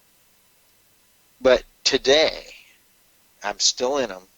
They're trading $1,400. So they've come all the way back. But they haven't got to me yet, because I told myself I was going to buy gold if it dropped under 1210, which it did for 1 day, and that was the day I bought them. That was right into my buy target zone, and I got it, But it didn't follow through over $1,300. They reversed it that day, so it's all come back on me here. But still, I'm not hurt, and I'm not going to get hurt. I won't let it come back and lose money on me if I can help it. So, but I was willing to hold it because the breakout over $1,300 could have been it. I wanted to be in case it ran. So that's the kind of multiples you're looking at both ways. That's also the type of discipline and patience that it takes. Everybody wants to be a swing trader because that's like, that's the way to fly. But to see something go to 4,500 and then drop back down to 1,500, it takes a strong constitution to be able to accept that. Well, you can argue now that it was the wrong thing to do, and it was. But I purposely knew. I actually took some other options that I had bought off, not these ones I'm telling you about in that rally. But I didn't want to let these go. I did not want to let them go. And then I decided, the volatility's really picked up around here. The next ones I'm going to buy them farther out. So I'm buying a year out right now. Okay, I have stuff in. My closest options now expire in September, December, and June of next year. This September, this December, and June. And these other ones will expire at the end of June this year. The ones I just had recently bought that I told you about. So I'm waiting to see. I might not make any money on that trade, and had my guy, the guy I told you about who I was advising for all those years, he would have taken his money. I knew that when I saw it that day, that quick. He would always tell me, the market will only give you so much over a shorter time period. And he said, you got to really keep that in your mind. He said, this is just too much for the market to do. I know they're going to try and take it back from me. It's going to be a normal oscillation. And he said, quite frankly, I'm happy making this much money over this time period, so I'm taking it. Sure. And he said, I don't care what you say. He called me, wanted to know what I thought, because he was thinking about doing it. And I told him, I said, I think you got another couple more days to run. Which, of course, we talked every day, several times a day. But he called me specifically on that when it was way up and that day. And he said, well, I don't care what you think. Kind of hurt my ego a little bit.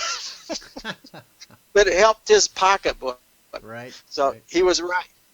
He was just right. So on the S&P, it's a prove it to me or to make die. money, not be right. Right.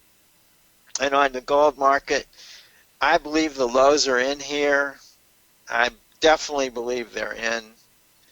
down here at 1046 that we made in December of last year. I think that's a long-term low. This is a monthly chart, so it's at least a multi-month time frame.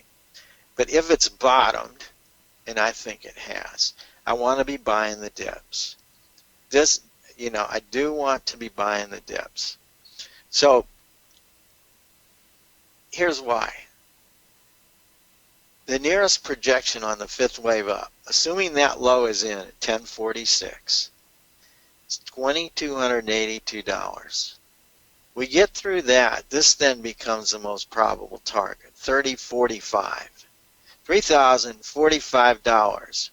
So if I'm trading longer term, and this is something that I've been watching develop for a long time, and I was in this move up here, and I wasn't smart enough to sell out at the top here. I thought it had another leg up on my wave count, so I was hanging in on here. But I really did have to dump out when I saw all this stuff come in here. Got out here, it's around 1600. I got out of some more around when it broke 1500. And then I started buying back in here, which was a mistake. And I built up a position. And I gradually have had to whittle that position down until I increased it here. I increased it in January. I started. And then this made me back a lot of the money that I got hurt in this congestion period holding options. This is a long, hardly anybody's going to hold options this long. So I'm not recommending you do it. But the concept's the same whether it was a daily chart or even shorter, that these congestion periods, regardless of your time frame, you have to be aware when they're there. And, I just wanted to make sure that I was covered in the insurance policy that I like to have against the foreign currencies and the U.S. currency. And this, gold's been making records. This was a record high against the U.S. currency, but gold made a record high this year against the euro, against the yen, against the Australian dollar. It's making record highs if you price it in those currencies. It's only in our currency where it's not back up here. They're already up here when you price the. So gold's in a bull market. This minimizes the fact of that, which makes me all the more certain that there's certain things going on in the world, country-wise, that can justify it to go to much higher levels. And this is the intraday wave count that I'm looking at in gold. It got to the 50% point today, and it's trying to hold it on this pullback. Still looking for, even on this chart, on the shorter term basis, I'm still looking for a move back over $1,300, $1,328 to $1,375.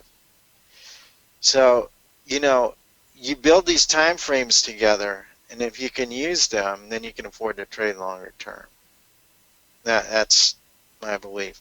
Now, last time I was on, I mentioned that nat gas looked like it had put in a fifth wave down on its monthly chart, which is here and clean. This is not a simple little move. This is a move that started in July of 08 when we were up at, this looks a long time away, right? Look at that. A dollar, it is $13.69 basically. It peaked at there. Okay, nat gas is a wild market. It peaked really up here at $15.65 in December of 05, and it came back up and made another high right in here at $13.69, and we drop all the way down to here, which is $161. I mean, think about that. That's a 90% drop. That is. Okay, this is big stuff here, and this is stuff that trend changes are made off over the long term. We know there's value in nat gas under $2. I've been saying that for a long time, that nat gas just is not comfortable spending any amount of time under $2, maybe a month or two. But the value buyers come in there and have every time, even if you go way back into here, They came back in here too after it made a first run to $10 ever. Came back to $1.87 and $1.90. Here's another part where its base is under $2. So the value buyers have always proven themselves right. So in light of that, I'm always interested when I have a fifth wave down on a longer term chart, and I also counted the fifth wave down on the weekly chart. So I was real cognizant of the fact that when it broke back over $2, you had to be in a dip buying mode. You know, that's how you make money on this thing. And then I had told in my write-ups, my weekend write-ups, that if it broke over $2.32, you had to be long this thing because it's going to shock the shorts out of it. So here's a current wave count on a daily chart. It's in wave 3 up. You see the explosion here. We got through 232 right here. So at that point, you know, this was the point where you had to be in, you know, and it was well identified. And using Fibonacci retracements and knowing that I was above this reaction high at 2019. So that had me interested right there. And watching this explosion is very impressive. So where are we at in the explosion? Because here's the move up off this latest leg. We're in a fourth wave pullback now. We may have put the low in today. It marked it today. So is it going to go back up?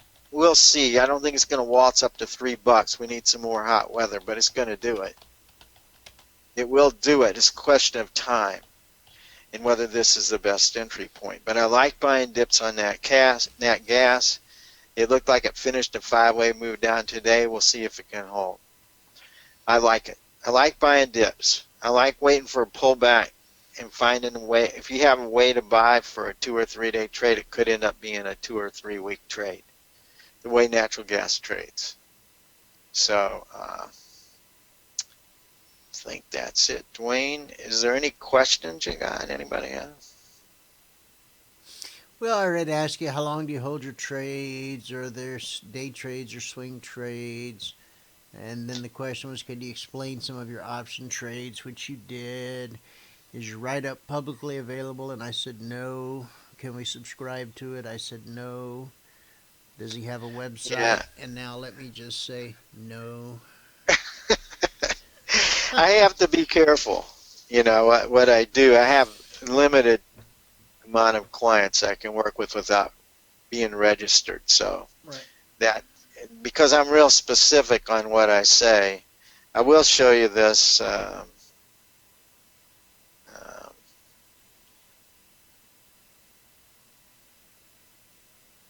Here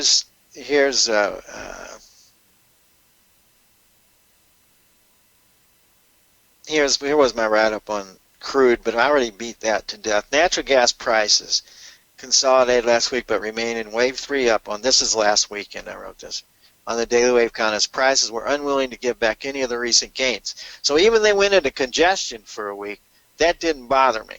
Okay, that did not bother me. Once again, prices may move considerably higher this week with bullish intraday wave counts, even if there is an early week correction first. The probability that the monthly and weekly wave counts are complete to the downside continues to increase. And I put my initial support level in there and my initial resistance at 268 to 283. Keep an eye on the performance of the weekly signal, which got taken out to the upside this week. My weekly signal was 265.70. 265.70 was the weekly buy, and today, we have run up. We've made a good run up. I think we got to 278. So we made a good run off the buy signal. I think there's more upside. I'm positive there is. Whether this is the ideal point to get in, you need to use a shorter term setup to do it. Here's what I say on gold. Gold price held $20 above the weekly pre-calculated low and then rallied sharply, going $22 over the weekly pre-calculated high. Gold's intraday wave count favors an entry into wave 3 up with projections at 1347 and 1389. and would once again treat an early week pullback of $15 to $25 as a buying opportunity. We got that, but we didn't get a buy setup in it yet. I did get some things to tell me to buy the options yesterday. Would not begin to rethink this multi-year uptrend unless prices unexpectedly break and close under the 1140 level. So that's my drop dead level on the bull trend that I think is going to last for a long time in gold. So I have to define that. That's a long way away. Okay, yes, that's a long way away. But it has to be a long way away. We're trading a longer term posture here, especially in my options positions that I've layered into. The probability of the major low is in on monthly count continues to increase with time and would confirm, really confirm on a close over the 1382 level, at which time I would double my position in options. Okay, I don't put that in here, but I'm showing you how I think. Okay, I want to have, so that's long way above where the drop dead level is. Personally, I'd rather the market continue to hold the $1,200 level to remain comfortable with the position I'm in. And I would then look for buy setups if it broke under that, as long as it didn't close under the 1140 level. So, I had initial support at 1268 to 1288 and resistance at 1310 to 1336. That's this week. So, I also made the point here, Dwayne, that results of the Brexit vote could be out between 10 and 11 p.m. Thursday Eastern Standard Time. That's tonight. And that the UK may take, here's the thing, the UK may, this is what they'll start talking about later to stabilize the market. The UK may take up to 2 years to exit the EU if the referendum passes. They're not going to initially come out and jolt all the markets if this passes. It's just that, you know, so if you just look at Britain, they're going to do what they can do to make it smooth even if they vote to exit. What they're worried about is that several other countries will come in line to get out of the EU if Britain does. So, like I say, their main problems are immigration and overregulation by an unelected body called the EU. So that's what's going on there. Question from the audience. I'd like to learn options trading. Where would you suggest I should start? Well, that's a really good question. It depends on who you listen to. Given that I like 85% this guy of options bought expire worthless, just with that disclaimer up front, where would you recommend a person go to learn? Well, a lot of the people that sell option strategies or that have newsletters and educational stuff, most of them are bent on the selling side because they like to be on that profit side. Right. But yeah, but they don't tell you, they don't talk too much about how about the bottomless pit on the loss side when you're the seller. That's exactly right. That's exactly right.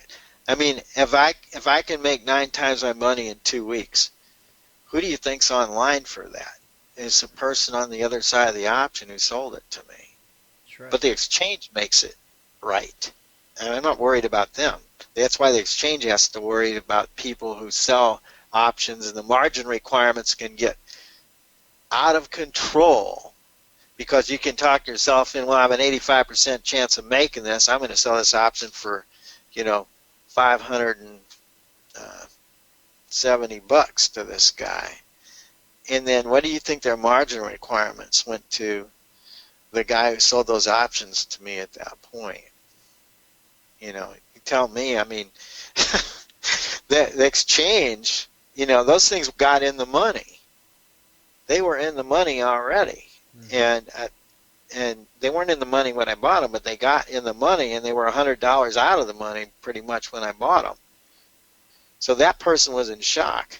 So I'll tell you who I think is really good to give you an educational base in the options market.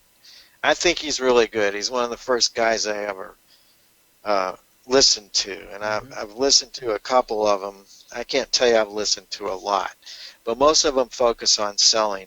But this guy can give you an idea and a way to make money even buying them.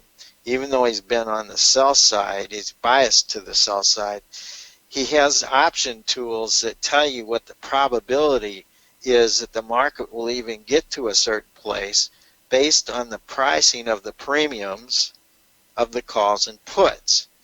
And he does it in a very mathematical, systematic way. I think he's a good guy. I think he's a good moral guy.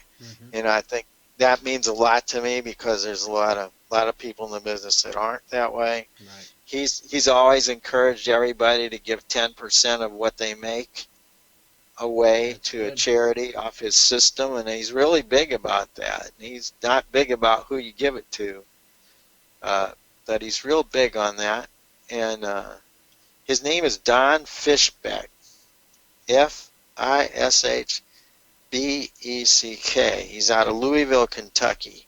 I've heard the name. And if you Google him, I'm sure you'll find all kinds of stuff because I still get stuff in my email box from a lot. I don't have his system. I'm not using it right now. But if you want to know how they're priced and what's overvalued and undervalued, he's got some really great educational tools in there. And he's got a lot of different strategies. You can find the one that you can start on with maybe for $50 or $90 a month. Or I'm sorry, a year. He's got some that are, I think, probably $500 a month too. You don't need those. You want to get the basics from him, and then if you decide you want to do it, you can pay up for the next grade and maybe pay him, $50 or $100 a month to get to that thing. But I mean, he doesn't even know me. I was just a subscriber to him for a couple of years ago. But I like his philosophy because he will explain it in a way that you can understand the odds of these things. And that's what you want to know. You want to know what the odds are that you're going to be right on this. And a lot of times, if he's going to make money for you, he'll usually do a covered.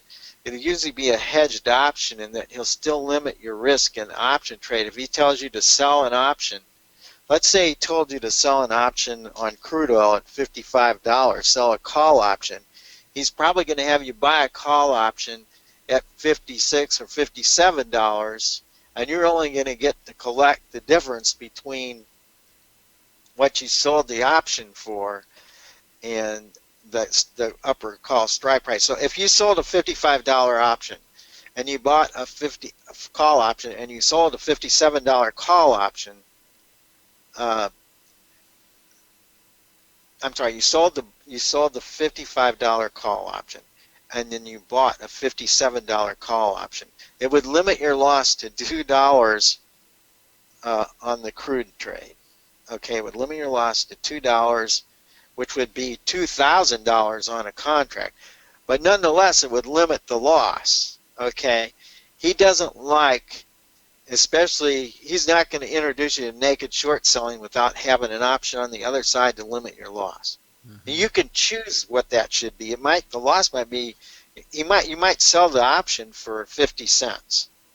Let's say you sold the $55 call option for 50 cents, and you bought the $56 call option for 25 cents. So your net profit's just 25 cents. But you could lose on the trade a net of 75 cents. Okay? You could lose 75 cents on it. So Don Fishbeck is the guy's name. I think he's got a beginner course for, maybe 49. Maybe he's up more than that by now. But he calls his courses that. Some of them, of course, are called the odds and playing with the odds in your favor on options. And he's just great at explaining it. Even if you're a novice, he's going to really explain it well. And I think if I was going to have somebody advise me on it, he's a good guy to have. And you'll know what your odds are. So. Sounds good. Don Fishback, BACK.com. It's donfishback.com. Did you find him, Dwayne? Yeah, Okay. donfishback.com. Okay. It's B-A-C-K. B-A-K. I might have said B-E-C-K. Yeah. Okay, thanks. All right, buddy. Well, thanks, Ed. Okay, good to talk to you. You too. Thanks, everybody, for and the questions. we'll see what the world looks like tomorrow after this Brexit vote comes in. And if you see anything interesting you want to talk about, let me know, and I'll be happy to have you back I on. will. I'm going to be out for a while here, so yeah, I can guarantee you next week's going to be a really crazy week. Okay. All right, buddy. Okay, take care. Take Bye. care. Bye-bye. All right, the only thing we got left,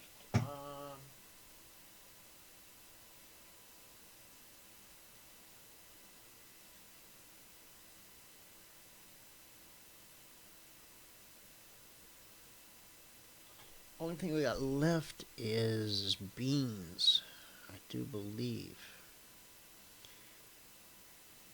Did we cover the NQ yet? No. Let's see, what did we cover?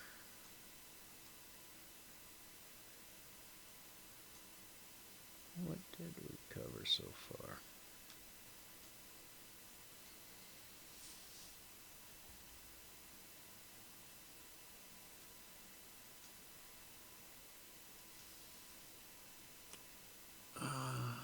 Apparently not the NQ. Well, let's figure it out. And then I think we have just the beans left. Okay. All right. So 2100 is there. So we covered the S&P. We had 11.5 point move, an 8 3/4 point move. We covered the Dow. We had a 100 point move. We covered gold. We had a $890 per contract move and a $360 and more to the upside and 300 to the downside and a couple hundred to the downside and a couple hundred to the downside. So we had just a ton of trades in gold, even though it was all two-sided action. There's nothing wrong with that. In crude oil, we had 300 and 300 and 200 and 150, and now we're climbing again on gold off of 49.70. So far we're up to 86. That's a $160 move. Important prices, important areas, almost always tested. And there it goes again. Okay. All right. All right.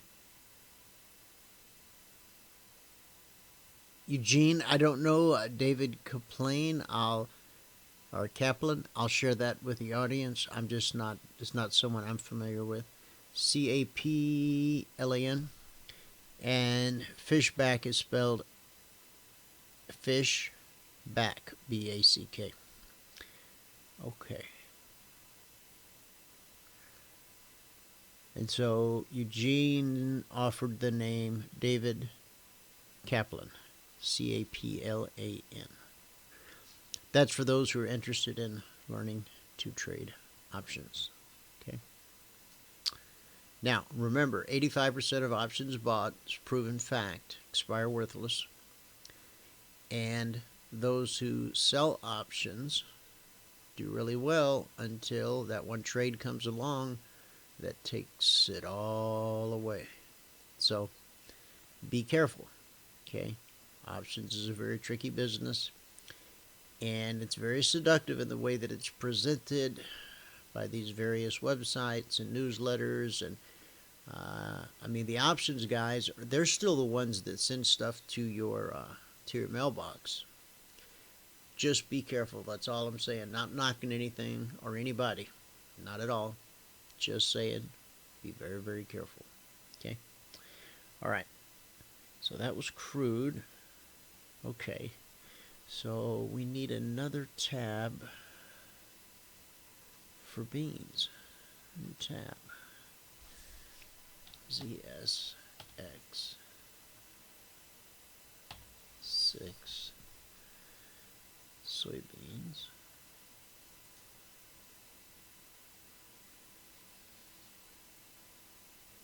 Okay.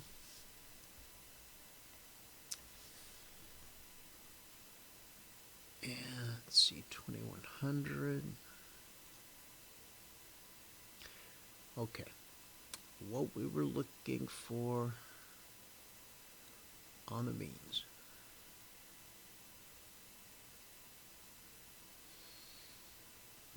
ZSX. Buy 1118. Sell 1112. So here's 1118.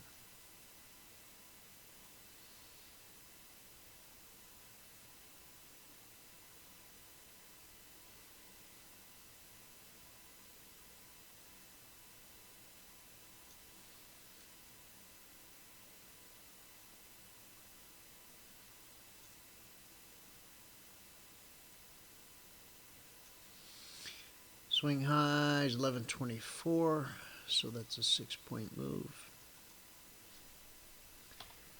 at $50 per point. 6 times 50.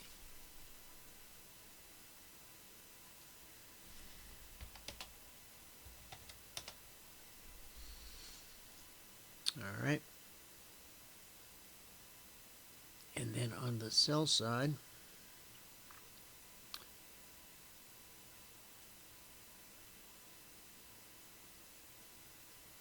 $11.12. Sell $11.12. Okay.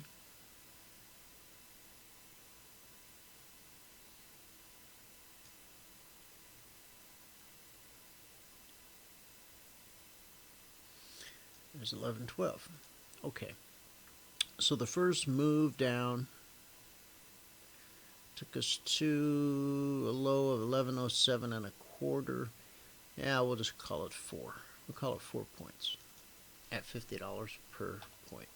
It's actually 4 3/4. And important prices, important areas, almost always tested. This time we come down from 11.12 down to 11.04, so that's 8 points at $50 per point.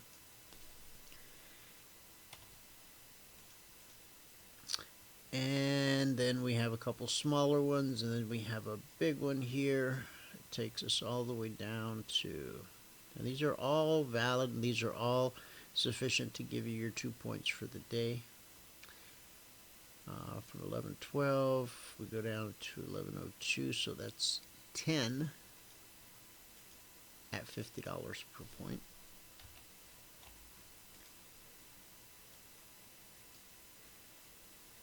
And this last one took us all the way down to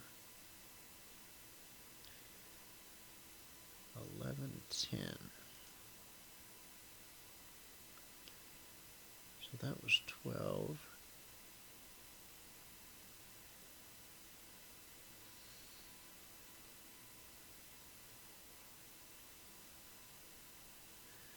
Round that up to 11.10. Swing low was 11.0975. So if we took it to 11.10,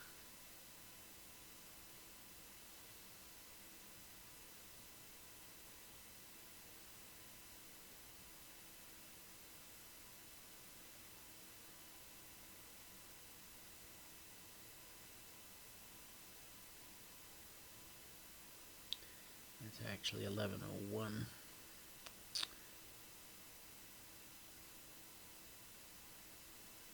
So that's 11. 11 times 50. Okay. So, plenty of volatility and action in the beans. 6-point move to the upside, to the downside. And I didn't even count these smaller ones, because I got to go and I've got to try to get the 1 trade a day's out, and then I have an afternoon of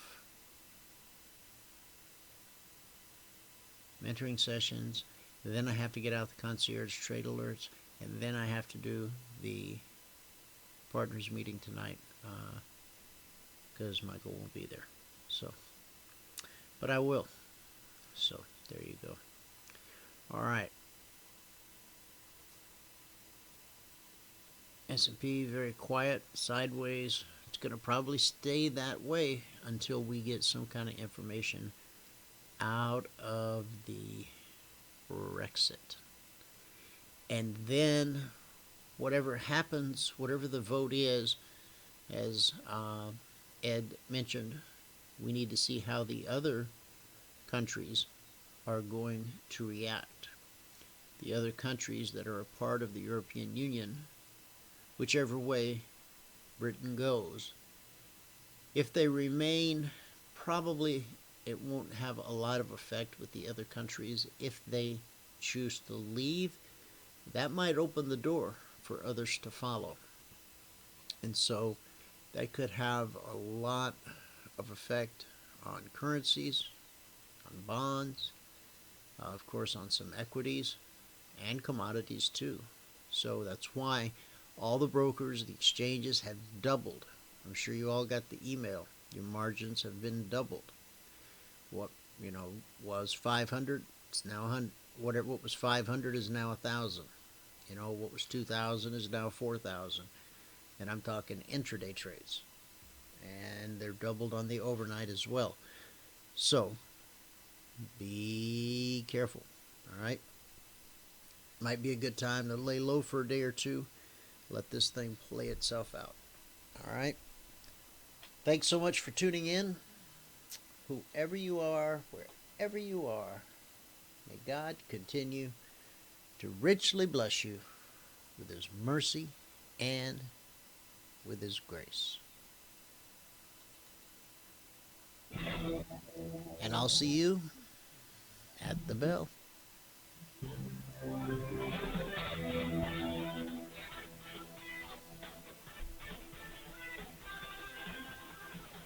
Remember this, there is no greater return on investment than to see a human life changed and given hope. As always, pray hard and trade safe. Any financial information discussed on this show is simply the opinion of our host, Dwayne Reeves, his co-host and guest. To learn more about trading Emini or to take a 1-week free trial in our live trading room, call 1-866-928-3310. 866-928-3310. Information discussed on this radio program must be construed as a recommendation to buy or sell any security.